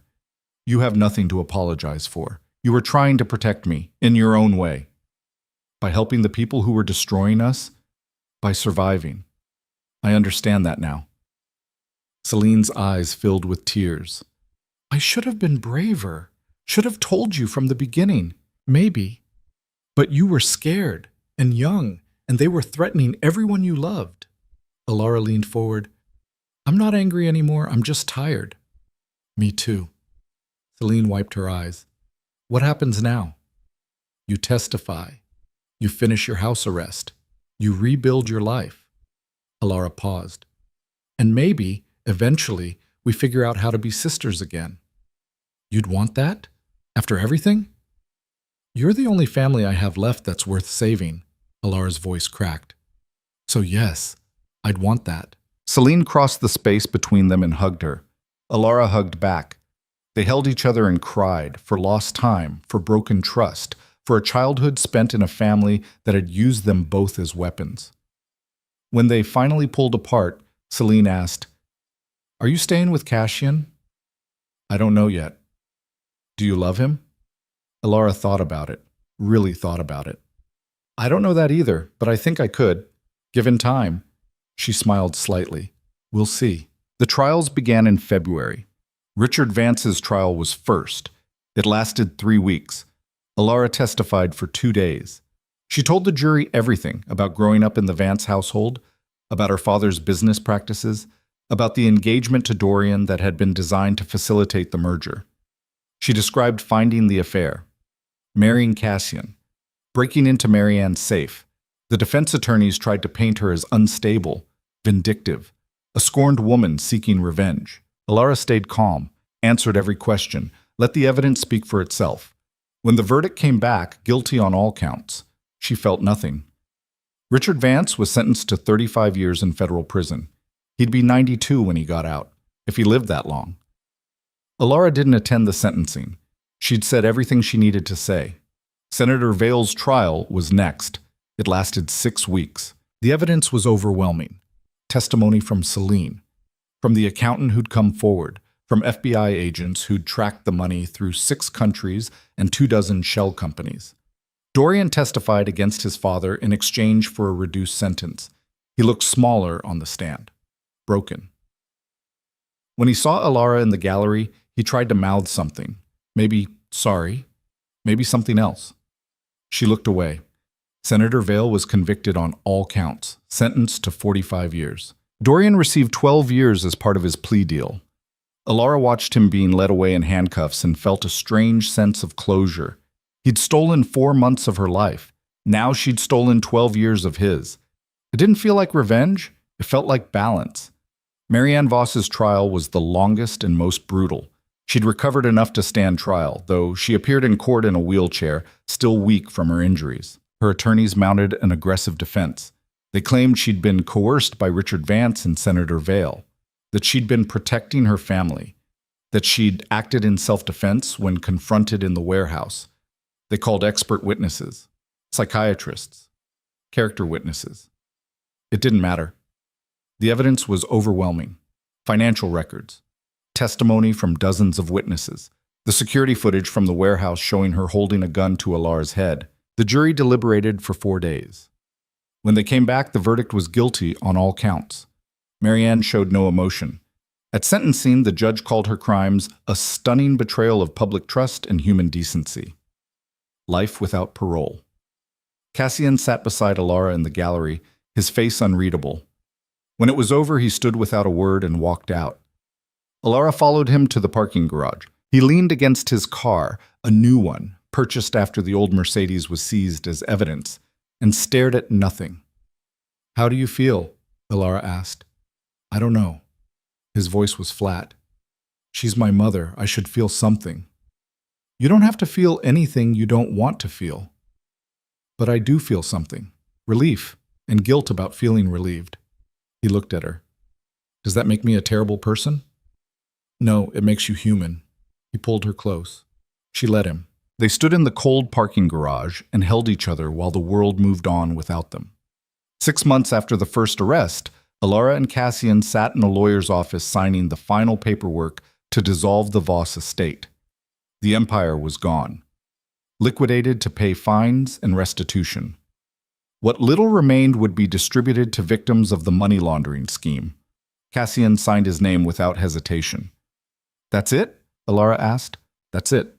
He set down the pen. 40 years of family history, gone. "How do you feel?" "Lighter." He smiled slightly. "Like I've been carrying a weight my whole life and finally put it down." Outside the lawyer's office, they walked through the city. It was spring now. The trees were blooming. The air smelled like rain and possibility. "What are you going to do now?" Alara asked. "I don't know. Start over, I guess. Find work that doesn't involve criminal enterprises." He glanced at her. "What about you?" "Same. Figure out who I am when I'm not part of the Vance dynasty." They walked in silence for a while. Then Cassian said, "I've been thinking about our marriage." Alara's heart skipped. "Yeah? We should probably make a decision, one way or the other." "What do you want?" "I asked you first." She stopped walking, turned to face him. "I want to try," she said. "Really try. Not because I need protection or revenge or a way back into a family, but because I think we could actually be good for each other. Even after everything? Especially after everything." She took his hand. "We've seen each other at our worst. We've survived hell together. If we can get through that, we can get through anything." Cassian's smile was real this time, warm. "Okay. Okay? Let's try, for real this time." He kissed her. It was soft and careful, and nothing like their wedding night. It felt like a beginning. 1 year after the engagement party that had destroyed her life, Alara stood in a small art gallery watching Anya's first solo exhibition. The paintings were beautiful, bold colors and stark imagery exploring themes of identity and transformation. One painting in particular caught Alara's attention, a woman standing in the ruins of a burning building looking up at the sky. The title was Phoenix. "You like it?" Anya appeared at her elbow, wineglass in hand. "I love it." Alara squeezed her friend's arm. "You're incredibly talented. And you're incredibly biased." Anya smiled. "But I'll take the compliment." They stood together, watching people admire the art. "How are you doing?" Anya asked. "Really?" "Better. Getting there." Alara sipped her wine. "Therapy helps. So does having something to focus on that isn't family drama." "Speaking of which, how's the foundation coming?" Alara had started a nonprofit 6 months ago, an organization dedicated to helping victims of financial fraud and family manipulation. It was small, funded mostly by what little money she'd managed to keep after the legal proceedings, but it was hers. "Good. We've helped 12 families so far, connected them with legal resources, Therapy, job training. She smiled. It feels good to actually help people instead of just being part of the problem. I'm proud of you. Thanks. That means a lot. Cassian appeared with fresh wine glasses. He'd been talking to a collector interested in Anya's work. She's brilliant, he told Anya. You should be very proud. I am. Though I'd be more proud if people would stop asking me if the paintings are about Ilara's scandal. Are they? Ilara asked. Some of them, but they're also about me and everyone who's ever had to rebuild after their world fell apart. Anya gestured to the gallery. We all have our fires. These are mine. After the exhibition, Ilara and Cassian walked home through the quiet streets. They lived in a modest apartment now, 2 bedrooms. Nice view. Nothing like the penthouse or the Vance estate or any of the places they'd lived before. It was perfect. Anya's going to be famous, Cassian said. She deserves it. So do you. For what? For surviving, for building something good out of something terrible. He unlocked the apartment door. Not everyone could do that. Inside, Ilara kicked off her shoes and collapsed on the couch. Cassian sat beside her. Tired, exhausted, but in a good way. He pulled her close. She rested her head on his shoulder. I've been thinking, he said. Dangerous. About us. About what comes next. What about it? We should renew our vows. Do it right this time. Not in a courthouse at midnight, but somewhere meaningful, with people we actually care about. Ilara sat up. Are you serious? Completely. We got married for all the wrong reasons. I want to marry you again for the right ones. Which are? Because I love you. Because you're the strongest person I know. Because we built something real out of the ashes of our family's crimes. He took her hand. Because I choose you every day, and I want everyone to know it. Ilara's eyes filled with tears. You love me? I do. Probably have for a while. Just took me time to realize it. I love you too. Yeah? Yeah. She kissed him. Let's do it. Renew our vows. Start fresh. When? Soon, before we overthink it and change our minds. He laughed. Deal. They renewed their vows on a beach in early autumn, just a small ceremony. Anya was there. Celine, whose house arrest had ended 3 months earlier. Rebecca Stanton, the attorney who'd helped Ilara survive the FBI. A handful of other friends they'd collected along the way. No family, no society, no expectations. Just 2 people choosing each other. Ilara wore a simple white dress. Cassian wore a gray suit. They wrote their own vows. Cassian went first. Ilara, a year ago you asked me to marry you in the middle of the worst night of your life. I said yes for all the wrong reasons, but somehow, through everything that came after, the lies, the investigations, the violence, I found something I wasn't looking for. I found you. The real you. And she's better than anything I could have planned or manipulated or schemed my way into. You taught me that the strongest thing a person can do is tell the truth, even when it costs everything. I love you. I choose you. And I promise to spend the rest of my life being worthy of your trust. Ilara's hand shook as she spoke her vows. Cassian, when I married you the first time, I was running from pain. I was angry and desperate, and I needed someone strong enough to catch me when I fell. You did that, but you also did something more important. You stood beside me when I learned to stand on my own. You didn't try to save me. You helped me save myself. That's real partnership. That's real love. I choose you, not because I need you to protect me, but because I want to build a life with you, one based on truth instead of lies, on choice instead of obligation. I love you, and I'm ready to start over, together. Bat shakyam chan. They exchanged rings, simple gold bands, nothing like the 8-carat diamond Dorian had given her. These rings meant something. When they kissed, Celine cheered. Anya whistled. Everyone clapped. Afterward, they had dinner at a small restaurant overlooking the ocean. Celine pulled Ilara aside during dessert. You look happy, she said. I am. Good. You deserve it. So do you. How's school? Celine had enrolled in college to finish her degree. She was studying social work, wanted to help families like theirs navigate trauma and rebuilding. Hard, but good. She smiled. I'm actually good at it. Who knew? I knew. You always cared about people, even when you were helping the wrong ones. That's generous. It's true. Alara squeezed her sister's hand. We're going to be okay, both of us. Yeah, I think we are. Later that night, Alara and Cassian walked along the beach. The moon was full. The waves were gentle. What are you thinking? Cassian asked. That a year ago, I thought my life was over, and in some ways it was. The old life, the one built on lies and expectations and family legacies. She stopped walking. But the new life, the one we're building, it's better. Even though we lost everything? Especially because we lost everything. We had to lose it to figure out who we really are. Cassian pulled her close. Who are we? Survivors, partners, people who chose each other when we didn't have to. I like that. Me too.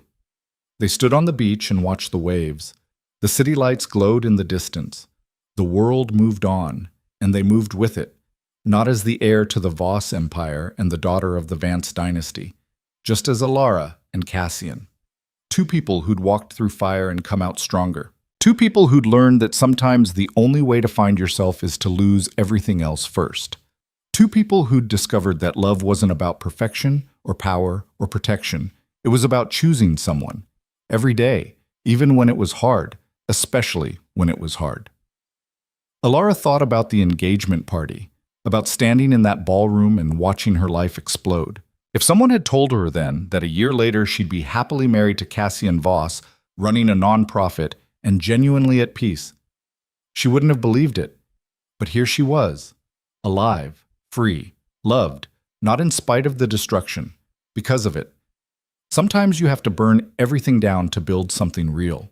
Sometimes the worst night of your life is actually the beginning of your best one. Sometimes walking away from everything you know is the only way to find out who you really are.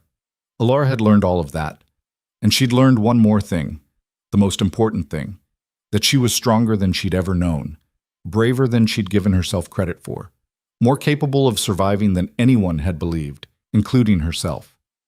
She'd faced betrayal and violence and federal investigations and public destruction, and she'd come out the other side. Not unscathed, not unchanged, but whole. And that was enough. More than enough. It was everything. Ready to go home? Cassian asked. Alara looked at him, this man she'd married out of desperation and learned to love through survival. Yeah, she said. Let's go home. They walked back to their car hand in hand. Behind them, the ocean continued its endless rhythm.